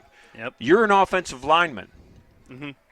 What has to change, and can you change it in a halftime adjustment? That needs to fire these guys up. I mean, that's just completely unacceptable, and that's a point of pride here. I mean, if you're an offensive lineman, you want to be running the ball, and half of those yards that you've lost have been from sacks, right? And they're giving up pressures, and they're getting after it. And you got to have some pride, and you got to play aggressive. So, to be fair, Washington and Jefferson has only 32 yards rushing. So it's not like the rushing game is the difference in this game. The difference in this game is the quarterback for W&J. He has been unstoppable.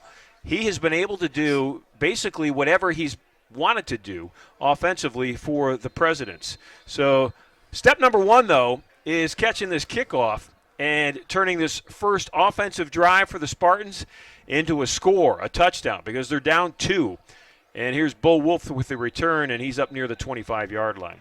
So, let's go in the head of the player, Steve, and let's talk about, obviously things are step by step. You don't want to get ahead of yourself. You're down 2 touchdowns. There's not a play in your book where you score 14 points. So you've got to do things methodically, one at a time. How do you approach this first drive?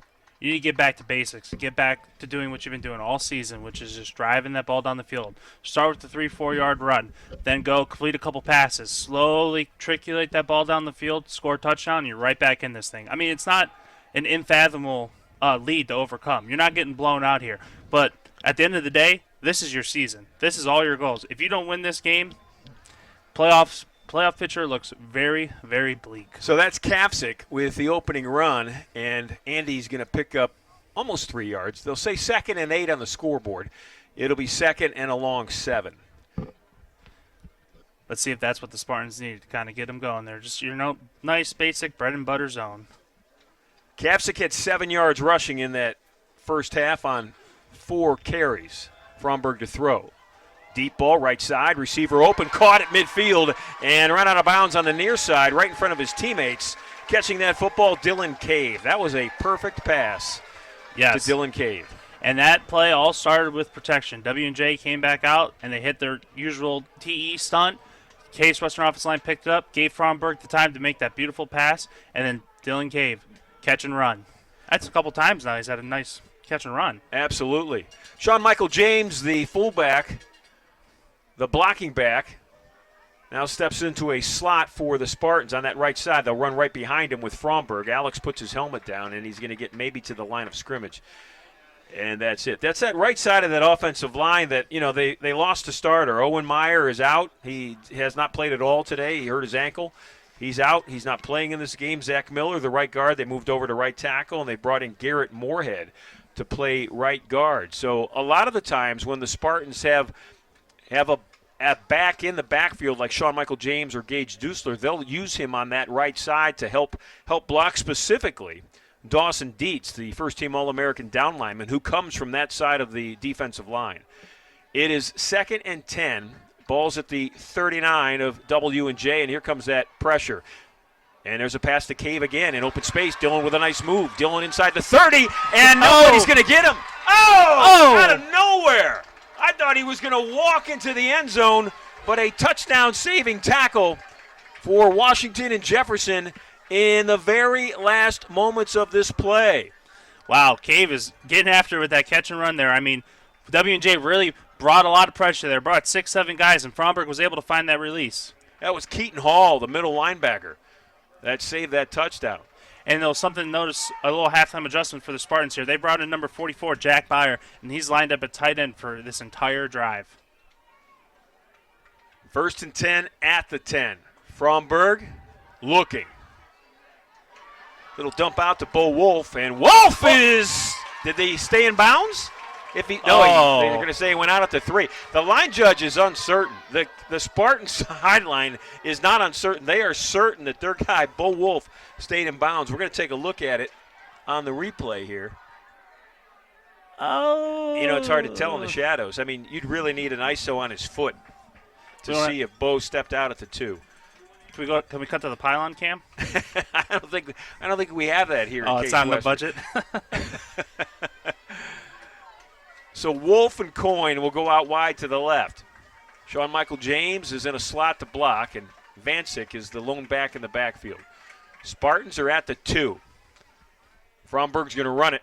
Alex looking for an opening, spins. He's falling forward. They'll mark him down at the half-yard line. So he's inside the 1 on this opening drive. Fromberg, he seems to, I think he keeps his head up a little bit longer. He might be able to find a better hole, but he's just kind of sticking his head in there and driving. It looks like the Spartans are lining up for their own version of the tush push against the Sirianni brother. And there it is, the tush push. And they have yet to signal touchdown. Now they have. It's a touchdown for Alex Fromberg. My partner mentions Sirianni brother. Nick Sirianni, the head football coach of the Philadelphia Eagles, has made the tush push famous. Well, his brother is across the sideline from us, the head football coach of Washington and Jefferson, and that's Mike Sirianni. Mike's been at W&J for a very long time, and he's been very good. And the Spartans are within a touchdown. So step 1 is complete. Take that opening drive, go down and score a touchdown. It's 21-14. We'll be back.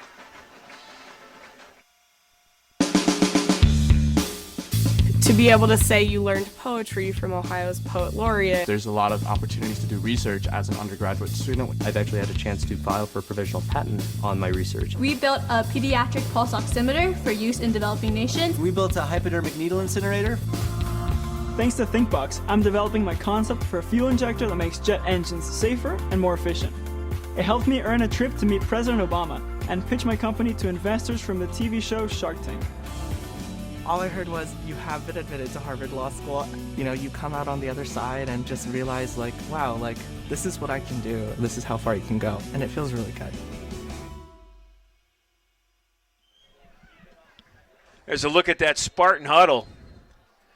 The offense for Case Western Reserve. They have done what they needed to do on this opening drive of the third quarter. Now the defense has got to figure out a way. They've got to figure out a way to, and I don't know if you can, frankly, I don't know if you can, because he is so talented. Jacob Pugh, the quarterback for W&J. He's got so many different arm angles. You come at him with different players, and he still gets a pass off. And then Cernuto, Zach, came into today. In 8 games this year, Cernuto had 18 catches. Today, against Case Western's defense, he has 10. He has 10. He's on his way to equaling his season total in one game, and he's in motion right now, and Pugh's going to throw it to him. And there's the pass to Cernuto, and Zach's going to pick up 8 yards. So, Steve, tell me, what's going on there? It looks like a simple play, but every time Cernuto he's all by himself, so open. So I don't know if he's just getting lost in the man coverage, because he's their motion guy. He's coming across the formation, or he's lining up in the wing. He's lining up at tight end. I mean, he's all over the field where he starts, and he's just slipping out there and just kind of going undetected, it seems. DeRosa will get the handoff, and Kobe's got a first down. Needed a yard. He's going to get 2, and they'll move the chains. But this Spartan defense, obviously we saw the Spartan offense adjust. They brought the tight end in for that entire drive to help blocking, give Fromberg more time. Let's see what this Spartan defense can do. And I'm with you. Like, I don't know what adjustments could possibly be made, but this defense line still needs to get after the quarterback. That's number one. Put him off, make Pugh run, make him go, make him use those crazy arm angles, because he's not Patrick Mahomes. He can't do it all day long. Oh, there it is. Pugh to Cernuto. It's almost like a pitch pass. Cernuto is going to get up to the 45-yard line. That's a quick pickup of 7 yards. And reception number 12. So I don't know, Pugh, I thought he would have probably kept it there, but he obviously is very athletic, but he just must not be a runner. He's not. I mean, statistically, if you look at him, this season, they have not run the football with him. Not much. Which is a crazy thought, because, I mean, where he gets and his movement back there, I mean, he's a very mobile quarterback without rushing yards. I mean, that's just kind of strange, because I think he could have easily picked up a couple first downs already for the Presidents. Sean Torres had that tackle. Torres and Henry Bush and Gabe Trock and Daniel King trying to pick up for losing Ryan Cabrera. Cabrera is not playing today. He is out injured, has not played at all.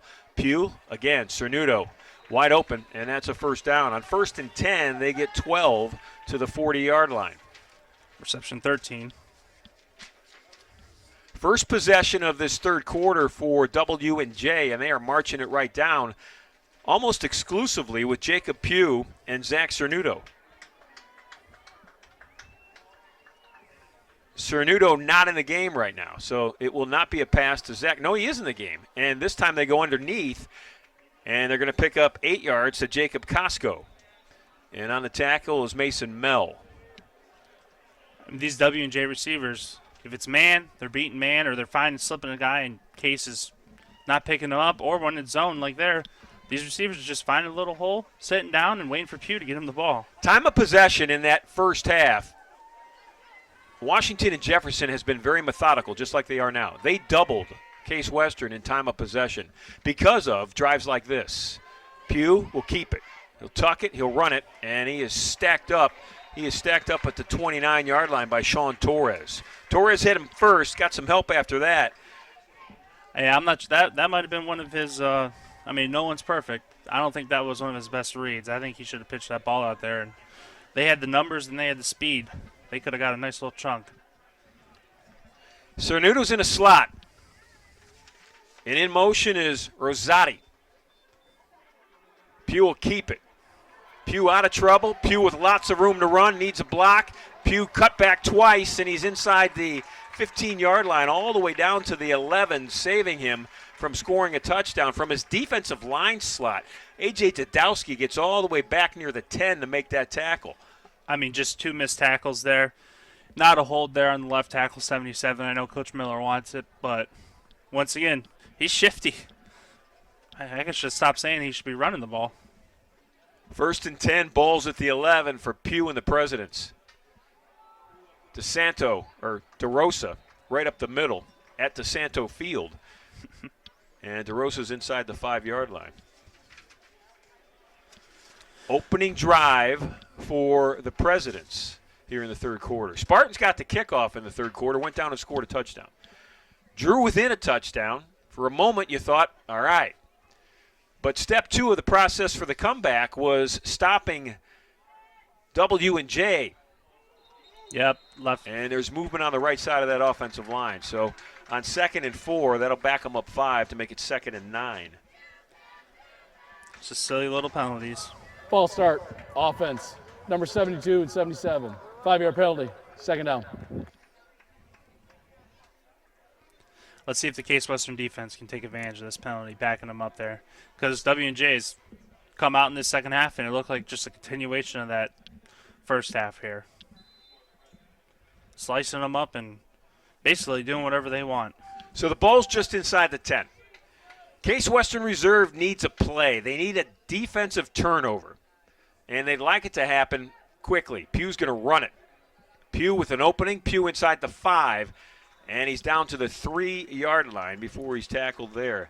That was a run from the rip. Steve, right? Oh, yeah, there was no read on that. That was quarterback sweep right there. Full, no question.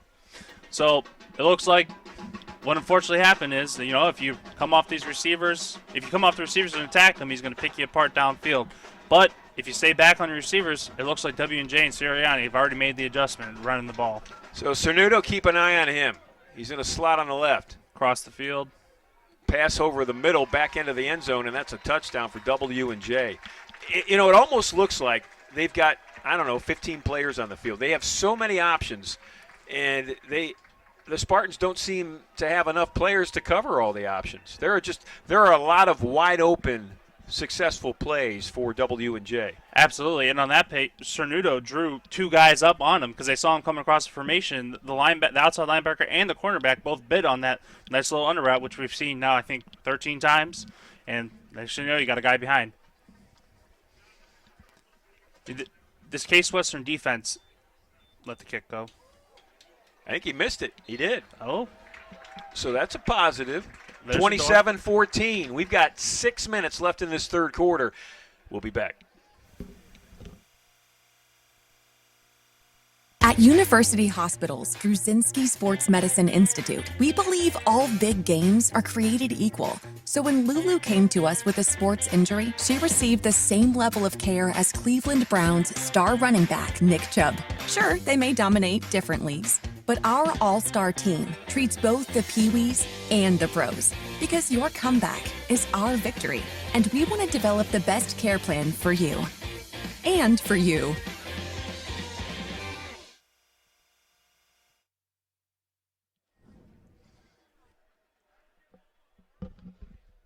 Ron Jansen, Steve Bocci along with you. Steve, if you're Case Western, you've just got to keep answering. At this point, you've got no other option. You need to score a touchdown every time you get the football. Absolutely. I mean, this needs to become a shootout because until the CWRU defense gets a stop here, I mean, you're kind of doing it by yourself, it seems. Real nice return for Case Western that time. Getting the ball for the Spartans was Jake Kapsick, the brother of Andy, both first-year players out of the Gilmore Academy. Now, Jake's been hurt, so getting him in is positive. Ball spotted at the 31. And that's where Alex Fromberg and the rest of his team is going to come out and try to move the football down the field.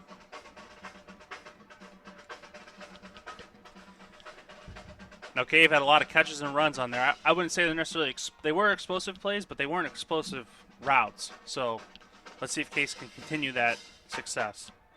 Fromberg to throw with pressure, and he's in trouble. And I think we're going to have to check and see. Yeah, that was Aiden Thomas with the tackle. And he just drove his guy back.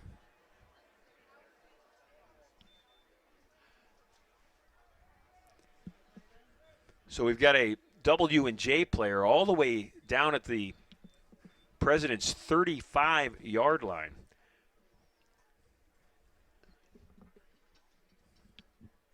And it's Marcus Harrell, an outside linebacker.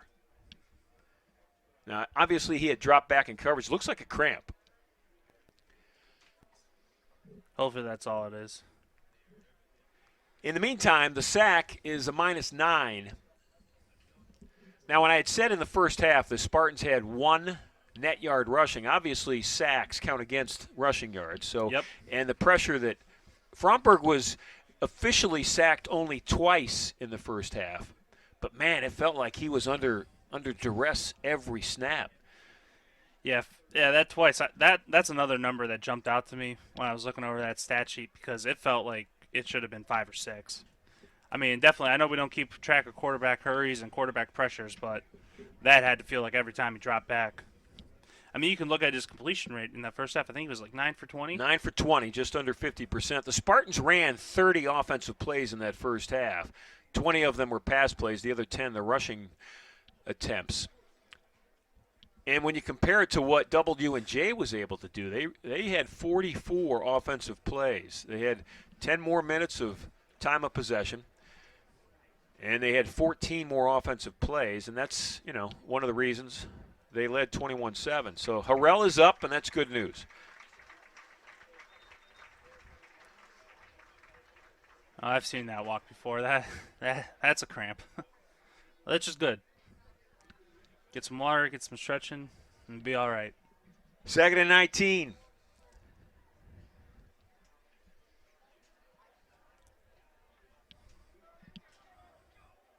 Jack Byers still in the ball game. Looks like they're moving him back from a true tight end to more of a wing now. Yeah, he's set up right off the right side of Zach Miller, the right tackle. They're going to triple team Dawson Dietz. Pass is complete to Coyne. Noah, with a shifty little move, picks up an extra 4 yards. All right, that gets us back to 3rd and manageable. Opens playbook up a little more. I mean, that's a big completion there. Keaton Hall with the tackle from his linebacker slot. Coyne made a nice move on Angelo Valomino to get an extra 4. So it's 3rd and 3. Gage Dusler in the backfield behind his quarterback. Bo Wolf's uncovered out here on the near side. He is uncovered. He's going to cut across the middle. Pass will go to Cave. That was Dillon who caught it. Nice spin move outside to that far sideline, and that's a big gain on a 3rd and short. He is quick and shifty, and, I mean, his yards after catch have to be through the roof here today. If you look in the first half, Dillon was targeted almost as much as Noah Coyne. Actually, just one target separated them. Coyne 6 times for 3 catches, and Cave 5 times for 3 catches. Bo Wolf had a real great first quarter. Fromberg to throw again. Going to roll right this time. Throw it right, and that's going to be picked. Oh. That was just floating up there, and Angelo Valomino just caught it like a gift. That was like a, I don't know, pick your favorite cookie that falls out of the sky to you. Yeah. I don't know if that's a miscommunication between Fromberg and Coyne, or if Noah got tied up and officials didn't see it, but that was Valomino's ball the whole way. I mean, it almost looked like a punt. I mean, the nearest Spartan was 5 yards away from that pass, and that's the turnover battle, turnover differential. That is critical. And like I said, penalties and turnovers make or break these types of games. Yeah, you pointed out right away. In a game where both teams are, very competitive, equally good, all of those little things add up to big things.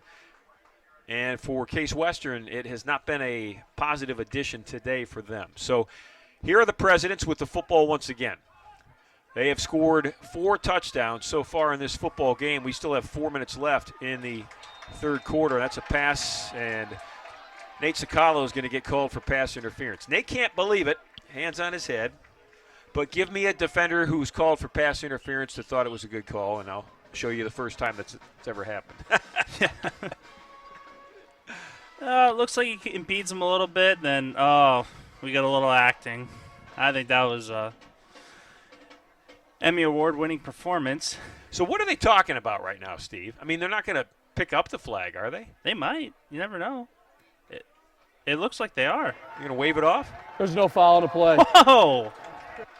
Wow. You don't see that very often. No. Especially on a pass interference call. Well, you know what might not help his case? Costco's case is the earlier unsportsmanlike conduct, so he's probably not very high up on that list. And when you see that bit of acting there, and not saying it stays in the back of your memory, but it's hard to forget things like that. So it's 2nd and 20. Ball's back at the 14-yard line. This is Pugh. And he's going to run it. And that's Gabe Trock who runs him out of bounds. So that's interesting. That's the first time it seems like, the Presidents, they get Pugh on that edge there, and they move him off the pocket, and the whole offensive line kind of collapsed down. But every time they've been doing that, it's always been to Jace Merritt's side. And they really went after Dukowski there, and that's what you need to do. And that's why these Spartans, I think, are really missing Caden Tong, because he could be on that other edge, setting that edge. I mean, Merritt's a defensive tackle, powerful, strong, great defensive lineman. But I don't know if he is really your typical defensive end prototype guy up there who set the edge. Yeah, that combination of Tong and Dudowski, tough to replicate. Good rush, even better pass. It's Pugh connecting to Costco And that's back down to the first down marker, so they'll move the chains. And what you see the Spartans doing a lot here the second half is they roll down that outside linebacker. So you go from your 3-4 to your 4-3. And that's usually happens in normal course of action. It only happen really during obvious rushing plays. But it looks like the Spartans are just trying to get that extra guy down there in the box. Ball's at the 26.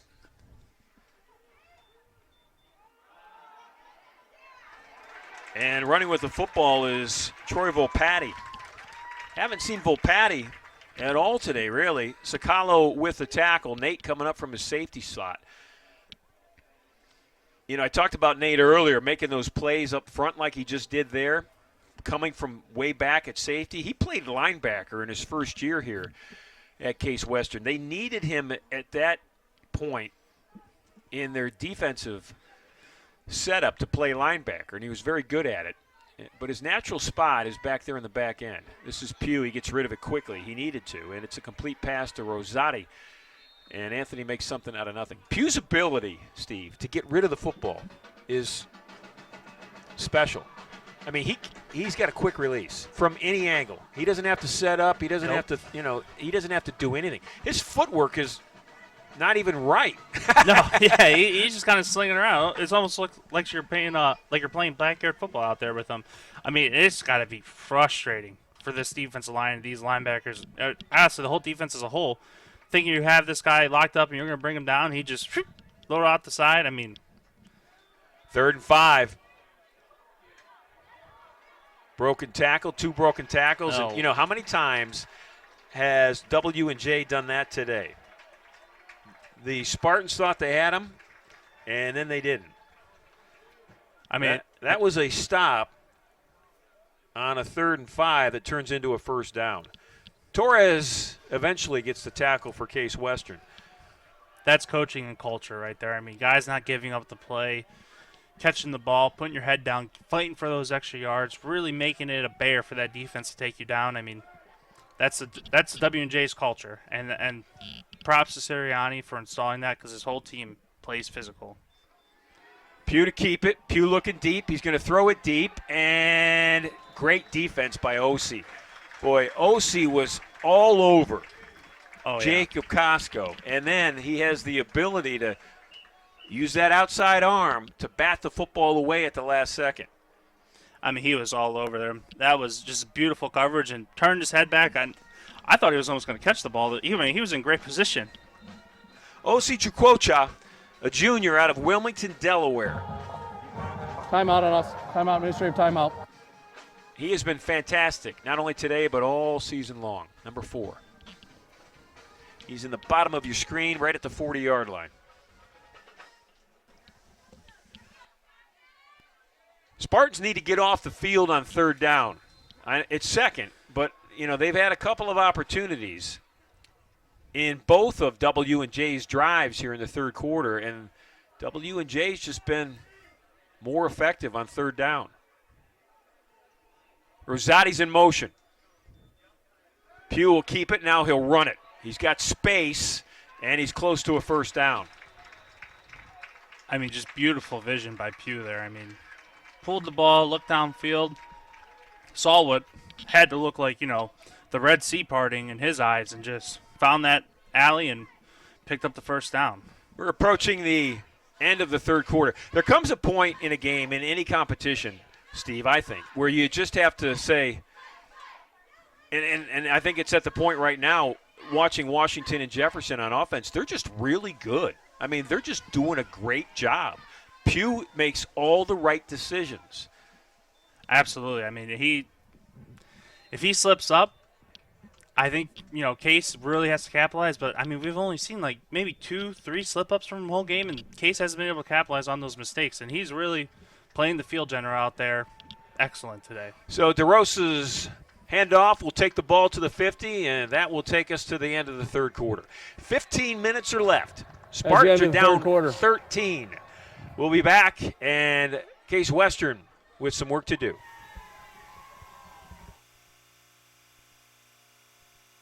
At At University Hospitals Druzinski Sports Medicine Institute, we believe all big games are created equal. So when Lulu came to us with a sports injury, she received the same level of care as Cleveland Browns star running back Nick Chubb. Sure, they may dominate different leagues, but our all-star team treats both the Pee-wees and the pros, because your comeback is our victory, and we want to develop the best care plan for you. And for you.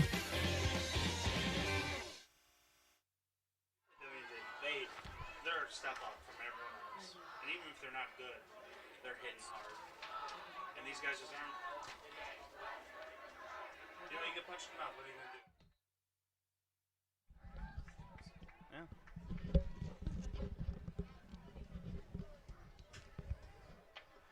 Look at our great video team, Andrew Majeski, Brian Trail. I got a chance to talk to both Brian and Andrew before the game today. They do a great job. Shayna with our video replay. Love the replays. And then Mike Becker, our director, our leader, as we head into the fourth and final quarter here at DeSanto Field. This is Pugh again to guess who? Cernuto. They'll get the tackle, but not before Cernuto picks up another 4 or 5 yards. After 3 quarters, and on the tackle was Size, Dominic with that tackle, Cernuto had 13 catches. He had 10 at halftime, so they held him to just 3 in the third quarter. And those all came on that first drive, remember? Yep. 3 catches on that first drive that led to a touchdown. So he's got 14 catches. He came, and I'm bringing it up because he had 18 total in 8 games coming into today. I mean, just an absolute career day for him out here. I mean, they must have saw something on film where they can exploit it, and it's worked like a charm. Rosati in motion. He goes over the middle, pass to Rosati, and it's in and out of his hands. 4th down, looks like W&J is going to play the field position game with Smart, you know, up 13 here, 4th quarter. I mean, a major stop by the Spartan defense there. They needed that. So Bo Wolf is standing at his 15. And wouldn't it be fun if Bo could turn a punt return into a touchdown? Bo Wolf on Halloween weekend? Yeah. That'd be something. Nate Sakala looks like he wants to come get the punt. Punts off, and it's going to chase Bo Wolf back to a fair catch inside the 10-yard line. And Sakala would have picked up that punt, but guess who stopped him from getting it? Cernuto. Doing it all today, it seems.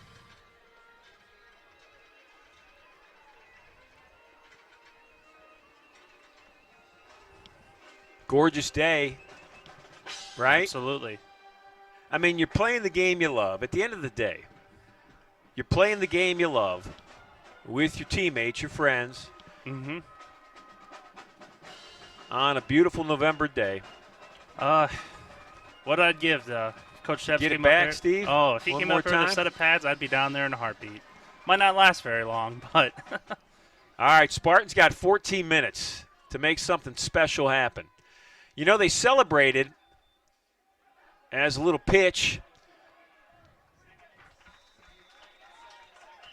I think that was Mitchell Waite now in the game, and yes, Valamino got the tackle on Mitchell Waite. Mitchell was played a lot early in the season. Haven't seen him in a while, so that's a positive pitch and run on a little option from his quarterback. He picks up 5. They celebrated the 1984 team at halftime, the first undefeated football team in the history of Case Western Reserve, and Coach Debelak's brother was on that team, is in attendance today. Wouldn't it be special if a little of that magic rubbed off here in the next 13 minutes? This is Dylan Cave. Dylan's going to get the first down, and they're pulling Dylan like he's a Gumby toy. Yeah, and that seemed a little excessive there. It did seem excessive. I mean, and the player hurt on it happens to be a W&J guy. Looks like another cramp. And that's their starting cornerback. That's Angelo Volumino, and he's been on coin all day. I mean, isn't it too chilly to have cramps? Yeah, it's way too late in the year to be cramping up. Looks like they on Cave on that reception. I mean, that was his. He didn't have a guy within 5 yards of him. They must just be making a little bubble around him to try to contain him so he doesn't get all these yards after catch here. I mean, so far in this game, Cave has 6 receptions for 155 yards. Guess how many have come after the catch? 155, 100 of them. 123 yards Right, after wow. the catch. I mean, that's just.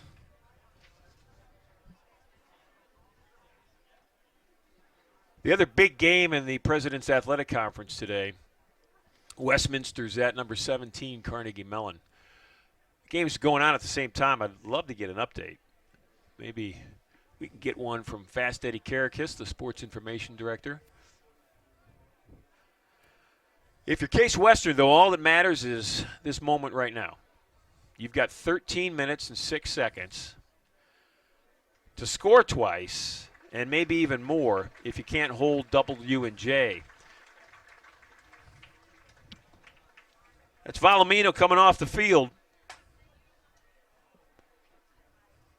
Let's see if the Spartans kind of maybe jump on something to coin here. See if they can take advantage of the starter being out. Valomino is the starting cornerback, one of the two. Mason Kasprak the other.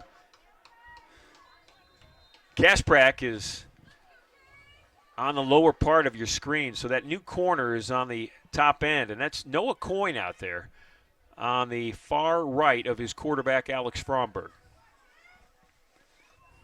Here comes the rush, coming hard over the middle. Nice little dump to Cave. Dillon running with it. Here he goes in the middle of the field, and he's tackled at the 48-yard line, and he's brought down by Bryce Borland.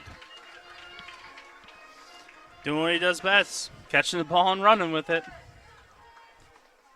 That little, pattern over the middle, short, underneath the defense, has worked a couple of times in the second half. It's been Cave both times.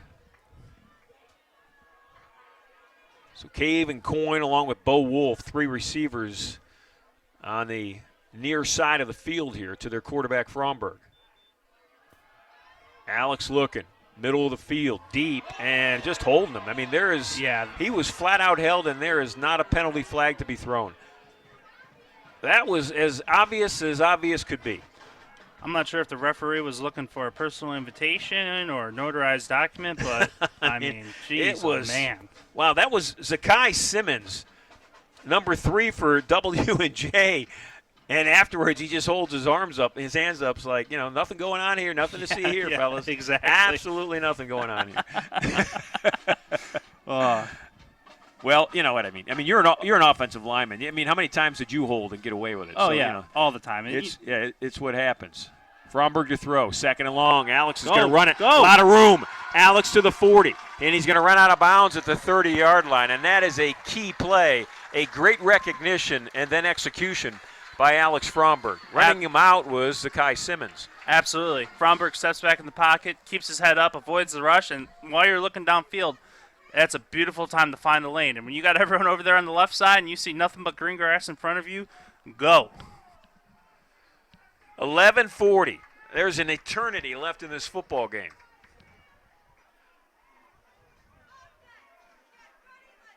Dusler at the right hip of his quarterback. Now Gage is going to switch sides. Picks up the blitz. Fromberg's going to roll out of it, throw deep, coming back, looking for the catch. Is that Angelo? Did he catch it? No, they'll say he's out of bounds.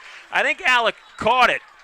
He did. He came down with the ball, but I think he might have been a good yard out of bounds there. How about Fromberg? Man, that's a great catch. Wow. Oh, I guess I don't know if they held on to it. Oh. Yeah, he was way out there. He caught it over there on the letters. Honestly, the sun is beating right into our press box right now, and it's making seeing the field with the reflection of the turf almost impossible, and then seeing our monitor absolutely impossible. Yeah, they told me this was going to be easy. Fromberg running for his life. Needs a block. Pass down the field, and that is to nobody. He just doesn't have any time. No.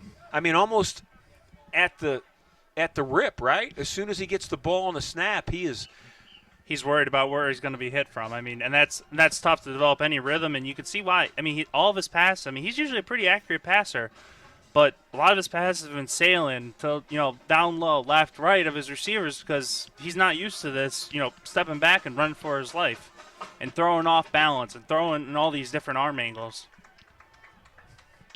Unlike his counterpart over there, who's always on the move, always throwing with, not the best technique, but he's used to it. John Michael James going to step up, try to help his quarterback.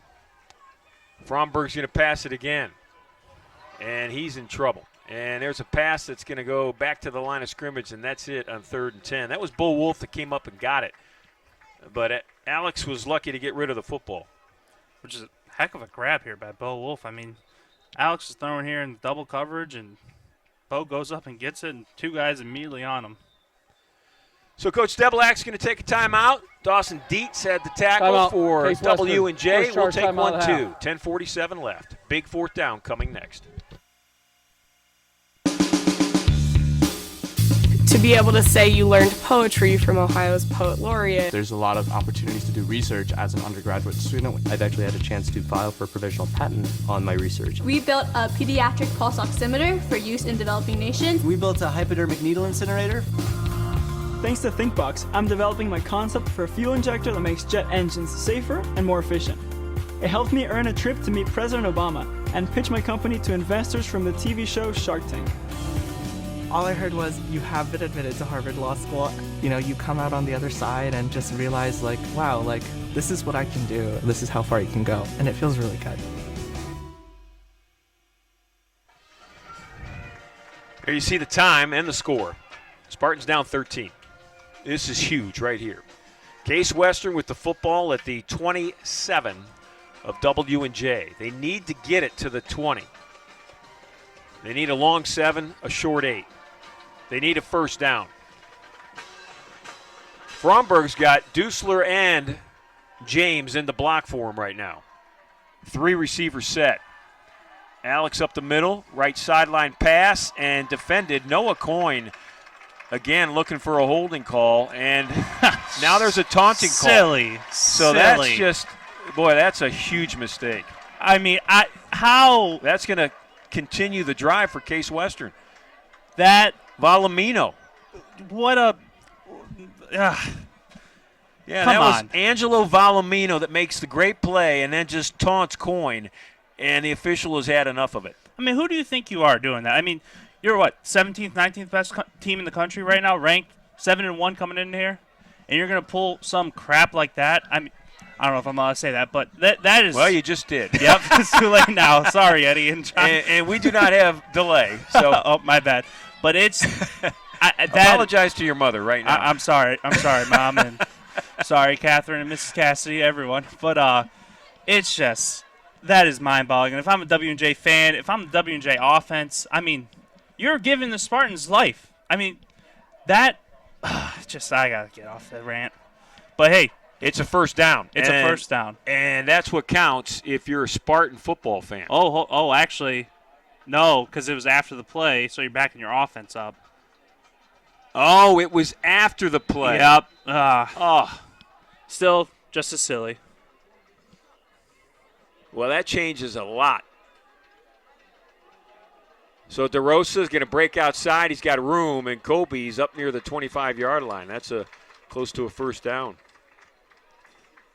Once again, the W&J tacklers are doing a beautiful job controlling that edge. So that's almost not even penalizing a team. I mean, big deal. Yeah, you're just starting back a little more. Oh, great, it's going to take us more time to drive down the field. We can eat up more clock. I mean, yeah. So the timing of it all works in favor for Valomino and his teammates.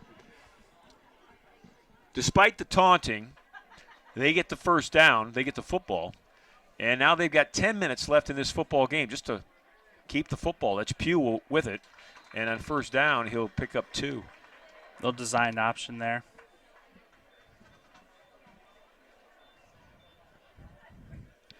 This W&J offense looks like slowing down, taking their time. I mean, their goal of this drive is to eat up as much of that clock as possible. It's at 9:35 and ticking.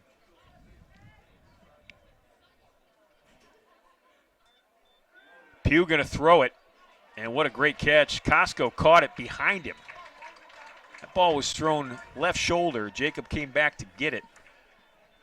And Mel with the tackle. Mason from his safety slot. A good little snag there.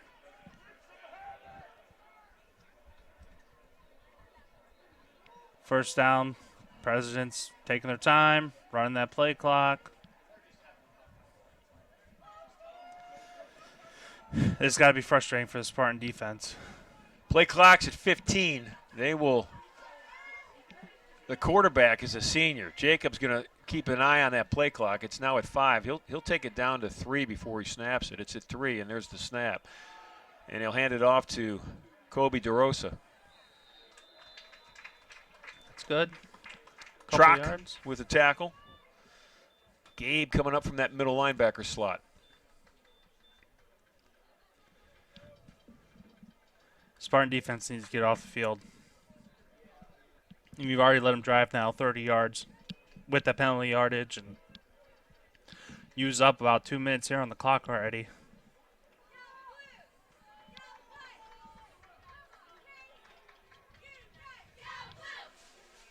Cernino in motion.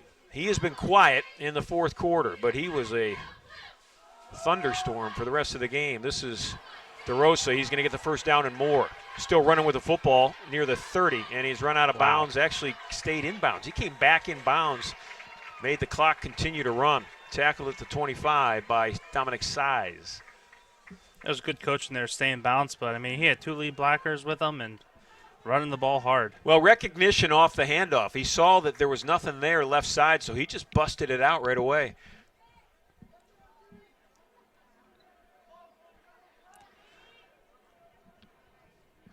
Wouldn't be a bad time for a turnover for the Spartan defense, but clock continuing to wind down. Inside 7:15 left in this football game. W&J in control. DeRosa again. Not much there. I mean, here's a summary of the game right there. That play was stuffed at the line of scrimmage. The ball is marked a yard forward because this W&J offensive line is firing off the ball and blowing the Spartans back. Elijah Staub, Adam Kozera, Grant Cullen, Braden Penwell, Eddie Nicotra, and Michael Rodzinski. The 6 guys rotating on that offensive line today for Washington and Jefferson.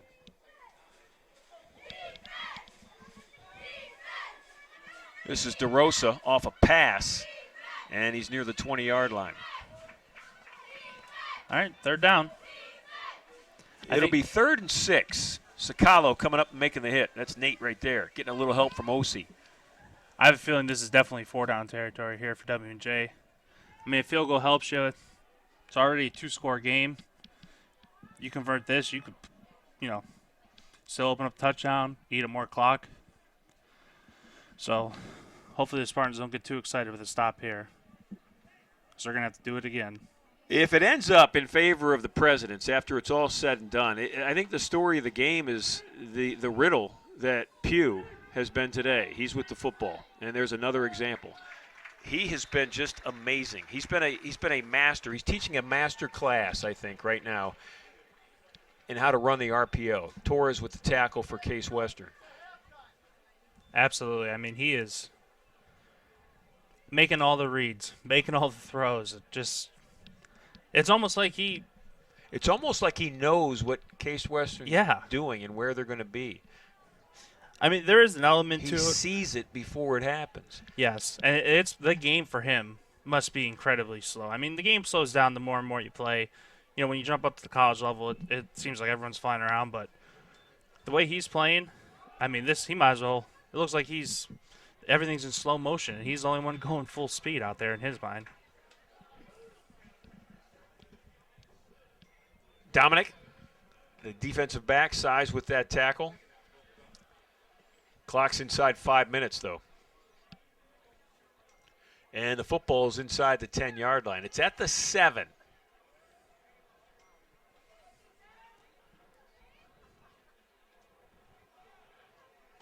Raymond Holmes is checked back in for W&J. He's on the left, lining up tight next to the tight end with Cernuto. That's Costco in motion. They're going to follow the movement, and running with the football is Pugh.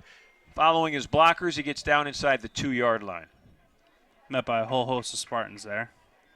That looked like another designed quarterback sweep. Yeah, absolutely. Movement went that way. Blockers went that way. Pugh went that way. Impressive drive. Absolutely. I mean, Steve, you just got to give it to them. Yeah. I mean, they have been impressive today. Washington and Jefferson has looked like a championship caliber football team today. Their only loss this year was in overtime to Carnegie and Mellon. And that was on September 28th.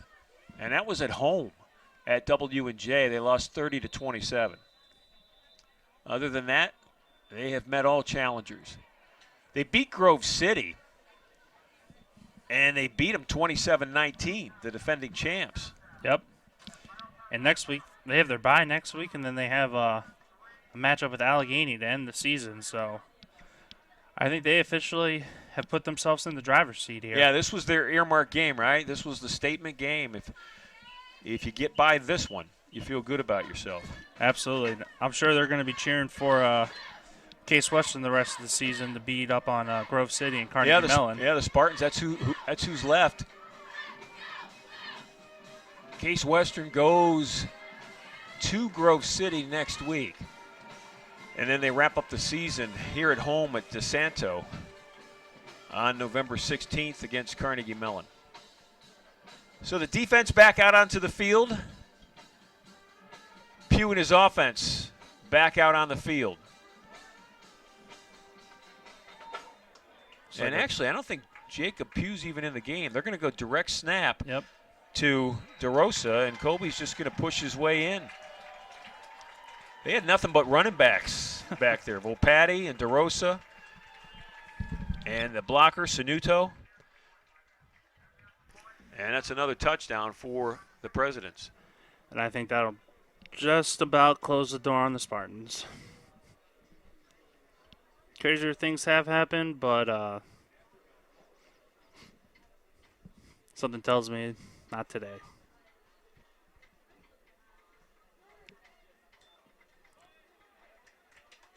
Three minutes, 29 seconds left from DeSanto Field at Case Western Reserve University. It is Washington and Jefferson 34, Case Western Reserve 14. We'll be back. At University Hospitals, Druzinski Sports Medicine Institute, we believe all big games are created equal. So when Lulu came to us with a sports injury, she received the same level of care as Cleveland Browns star running back Nick Chubb. Sure, they may dominate different leagues, but our all-star team treats both the Pee-wees and the pros, because your comeback is our victory, and we want to develop the best care plan for you. And for you.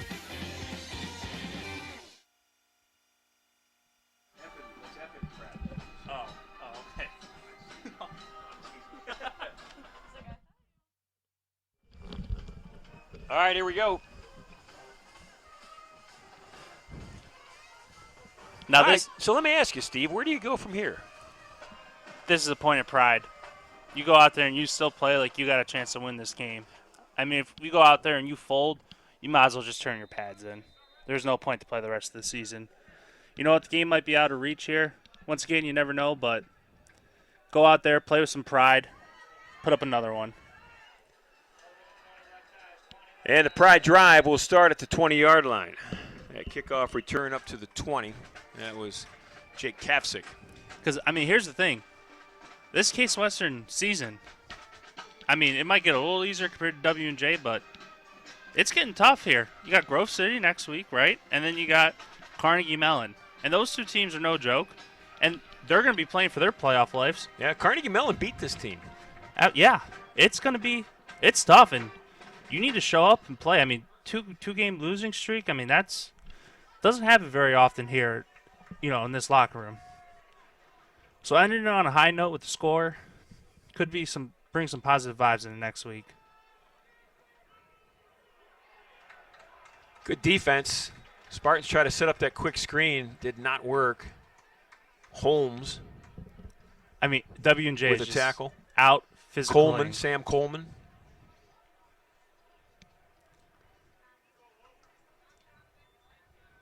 Fromberg going to step up. Alex with a lot of room. He could run all the way near midfield. He's going to meet a defender at the 44, and knocking him out of bounds is Zakai Simmons. He's seeing it. He's stepping up in the pocket. I mean, this offensive line needs to hold their water a little bit more. They're getting driven back. So the clock's still moving, and Alex is wondering about it too. He looked at the official and asked why. I mean, he was running out of bounds. Yeah.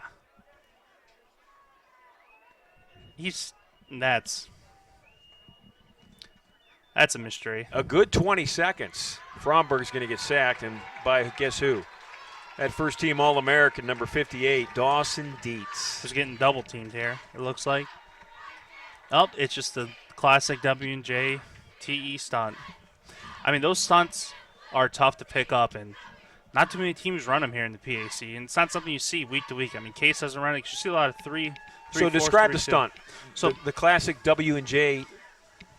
W&J loves what they do is they take since they run that 4-man front, they take the guy over the guard, and he buries his head into the inside shoulder of the tackle, right? So technically he's head up on the guard, so the guard should have him. But when he's slanting hard outside, he carries that guard right into that tackle. Well, the tackle's got his defensive end. Then the defensive end pretends to rush upfield, so the tackle's dropping back, and the defensive end just loops right around.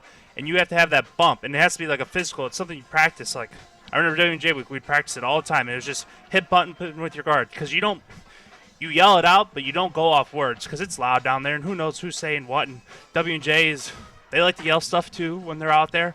So you have to feel that physical bump off your guard's hip, and then you reset, and your guard, you basically flip-flop who you're blocking.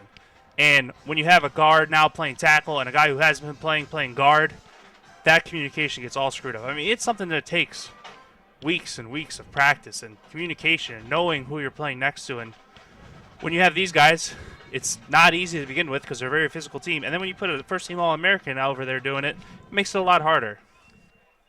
2nd and 21. Coyne got it. Coyne trying to make some folks miss. Noah still fighting for yards, and his possession will stop at the 43-yard line. A lot of guys jumping in there, including Mason Kasprak from his cornerback spot. Took quite a few guys to bring him down there. Kate's going to burn another timeout. 2 minutes left. He's strong. Coyne? Oh, yeah. Yeah.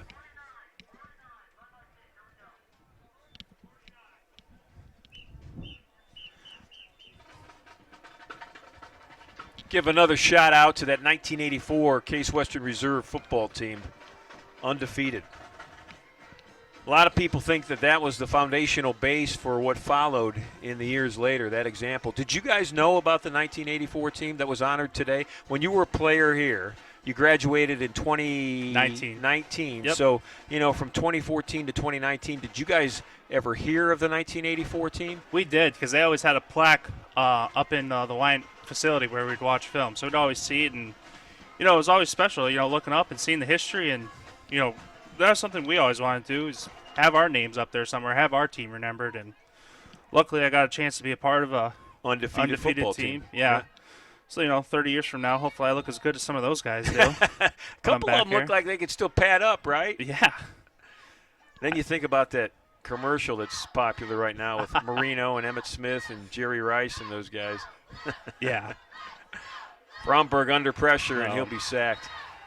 There was good coverage. That's a coverage sack. I mean, again, it's Dietz, the All-American, with the sack, but there was just good coverage. I mean, Alex had time to throw the football. He just had nobody open.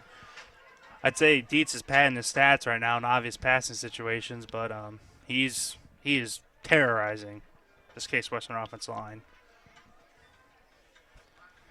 Clock's at 1:52. And the Spartans have no timeouts left after taking this last one. Nope. It's a 4th down situation, so they've got 20 yards. They've got a solid 20. They've got to get all the way to the 46 of W&J. They'll say it's 19, and I guess technically it is because the spot of the ball's on the 35.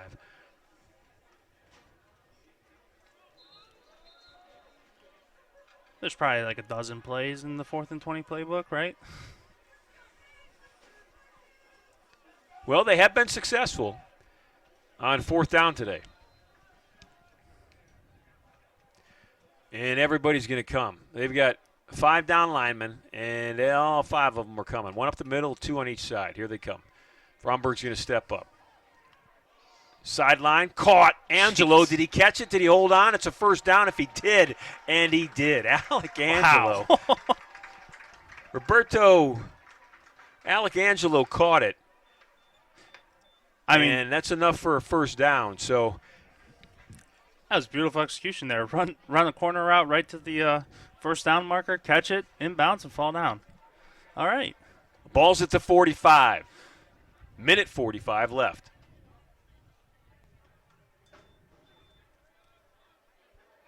Fromberg, little dump to Coyne, and even to 6'4" Noah Coyne. That pass was too high.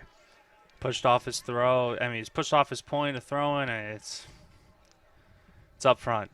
It'd be nice to see the Spartans end the game with the ball in their hands. You know, don't give the ball back. Run out the clock, or at least score, or something. 2nd and 10. Minute 41.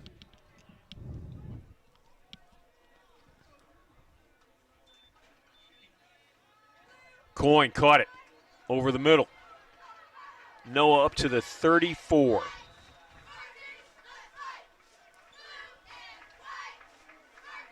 And they're going to say it's a first down. Clock will stop for a moment.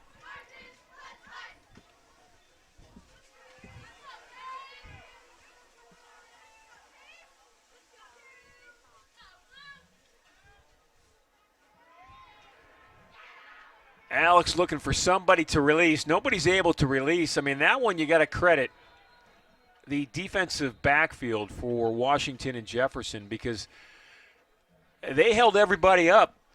Absolutely. Alex was creating some space. He was looking for somebody to release, and nobody could. That was good blanket coverage there. Looks like, yep, holding. Holding. Offense, number 71. 10-yard penalty. 2nd down. Didn't get quite Correction, first down. Didn't get a chance to see the exact play, but yeah, great job by the W&J secondary there. Let's see if we I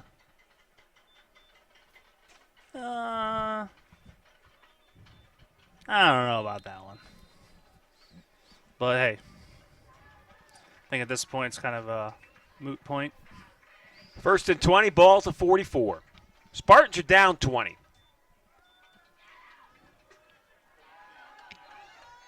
Dylan Cave doing what he has done all day long, catching it and then picking up big yards afterwards. Dylan all the way inside the 25. He was tackled at the 24 by Zakai Simmons. Get all that penalty yards right back. Didn't look like the clock stopped. Oh.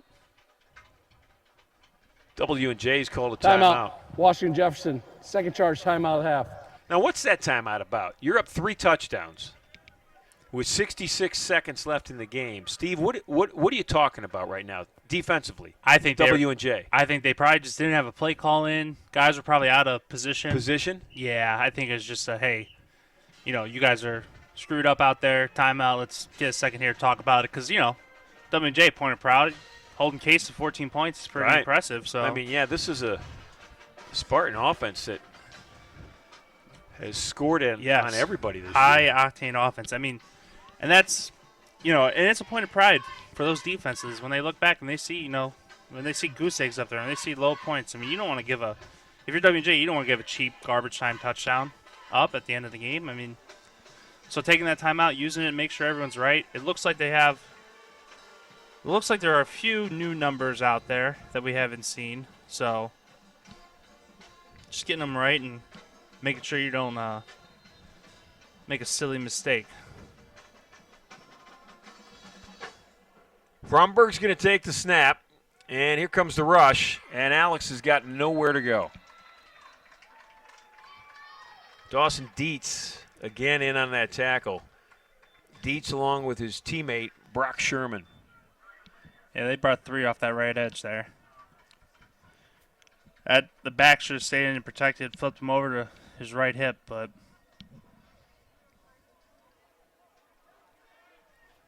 that's probably going to be a PI, yep. And it will be.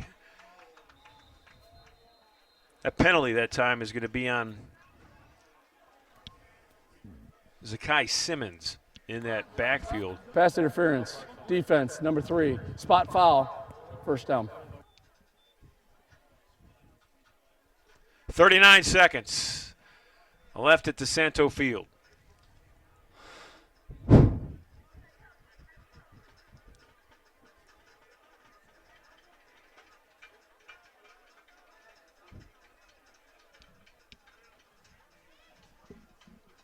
Dusler replaces Waite.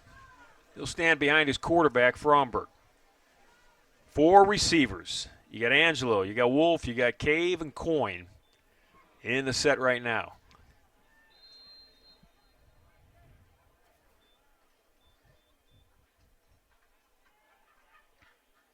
Here come the Presidents. They're ready to get after it. That's a pass caught by Bo Wolf. They'll give them that underneath pass. Wolf's going to run out of bounds. Presidents are still bringing a lot of pressure on every play. I mean, they're coming, man. I mean, why not? You know the Spartans are going to pass it. And even when you had the opportunity or the option that Case may run the football earlier in the game, they still came after him. I mean, I think it was their goal today to put as much pressure on Alex Fromberg as they possibly could do. And when you've got a first-team All-American on that defensive line, that helps. That's step one. Absolutely. I mean, that's their bread and butter, pressure. And pass over the middle. That's Coyne with a nice drop-step reverse, and Noah's going to go into the end zone for a touchdown. Noah Coyne caught it. Ball movement right, spun around to his left, and he works his way in for the touchdown. Hey, take it. That drive is about pride right there, Going out there and not, hanging your heads low and saying, oh, woe is me, woe is us, our season, blah, blah, blah. No, get out there, drive down the field, get some points up. End it on a good note. Because that President's defense did not let up, so.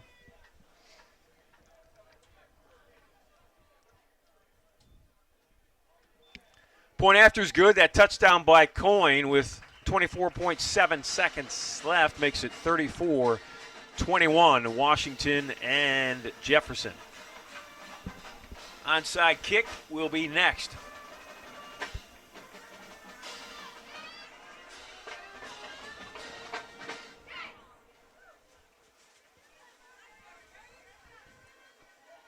So you sending out the all-hands team right now, Steve? Absolutely. Nothing but low numbers in the front here. Yeah, there's no 70s. There are no 70s or 50s. Yeah, some reason I never got asked to be on hands team. Well, if it was a holding team, they needed, you and all of your teammates would be up there. I always thought they could have thrown out 3 offensive linemen out there. Kind of like how they're set up here with 3 and then 2. Just throw 3 big guys out there. We'll just go run and hit someone, and then you guys catch the ball. But I'd be terrified they'd just put it right off my chest. So here we go. This is the last opportunity for the Spartans. Got to go 10 yards. That's a great kick. And Case Western got it. Oh! That was a perfect onside kick. And recovering for the Spartans was, I think that was Ossie in there. Was that Ossie? I think it was. I was just watching Coyne because I saw Coyne out there on the edge. I'm like, yeah, there's Ossie right there. Hey, beautifully executed. All right, let's Speaking get of all-hands team, I mean, W&J put theirs out there. Spartans need guys like Ossie out there, and they convert. 22.9 seconds left. And we're back at it. Ball is on the 46 of Case Western. Fromberg, quick pass, little pitch. Kapsick with it. Andy needs to get out of bounds. Still working. Get out of bounds, Andy, and he does. Kid's hard to bring down, man. I'm telling you. A little trickery there, too, with the downfield lateral. Quick pass to Bo Wolf, and Wolf, that was a set play. That was a catch and pitch. I was going to say, the Spartans need a quick score here because that's all they have time for. But makes sense why they threw that short little pass now.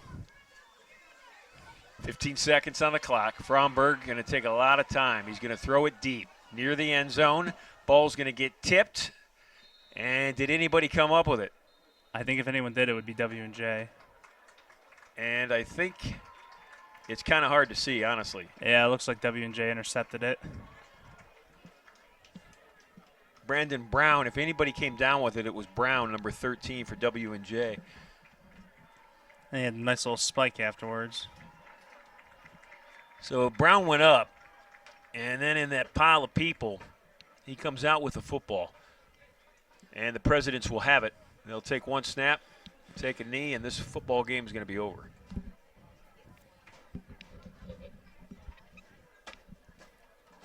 Well, not the day the Spartans were hoping to have.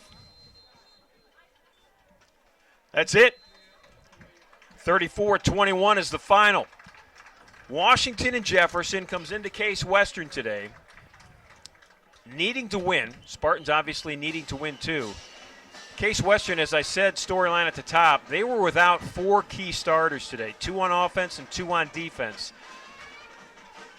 And today wasn't the day to have all those injuries. No. I mean, they were missing 2 studs on defense, a starting right tackle, or right tackle rather, and a starting wide receiver on offense, and it just didn't happen. Give Washington and Jefferson credit and give their quarterback, number 12 holding the football, Jacob Pugh, a lot of credit. He was fantastic today. It was actually fun to watch the efficiency of that Washington and Jefferson offense because they were very impressive. They were very good. So they improved to 8-1 on the conference, or 8-1 on the year and 8-1 in the conference because every game's a packed conference game. And the Spartans dropped their second loss of the season, their second loss in a row.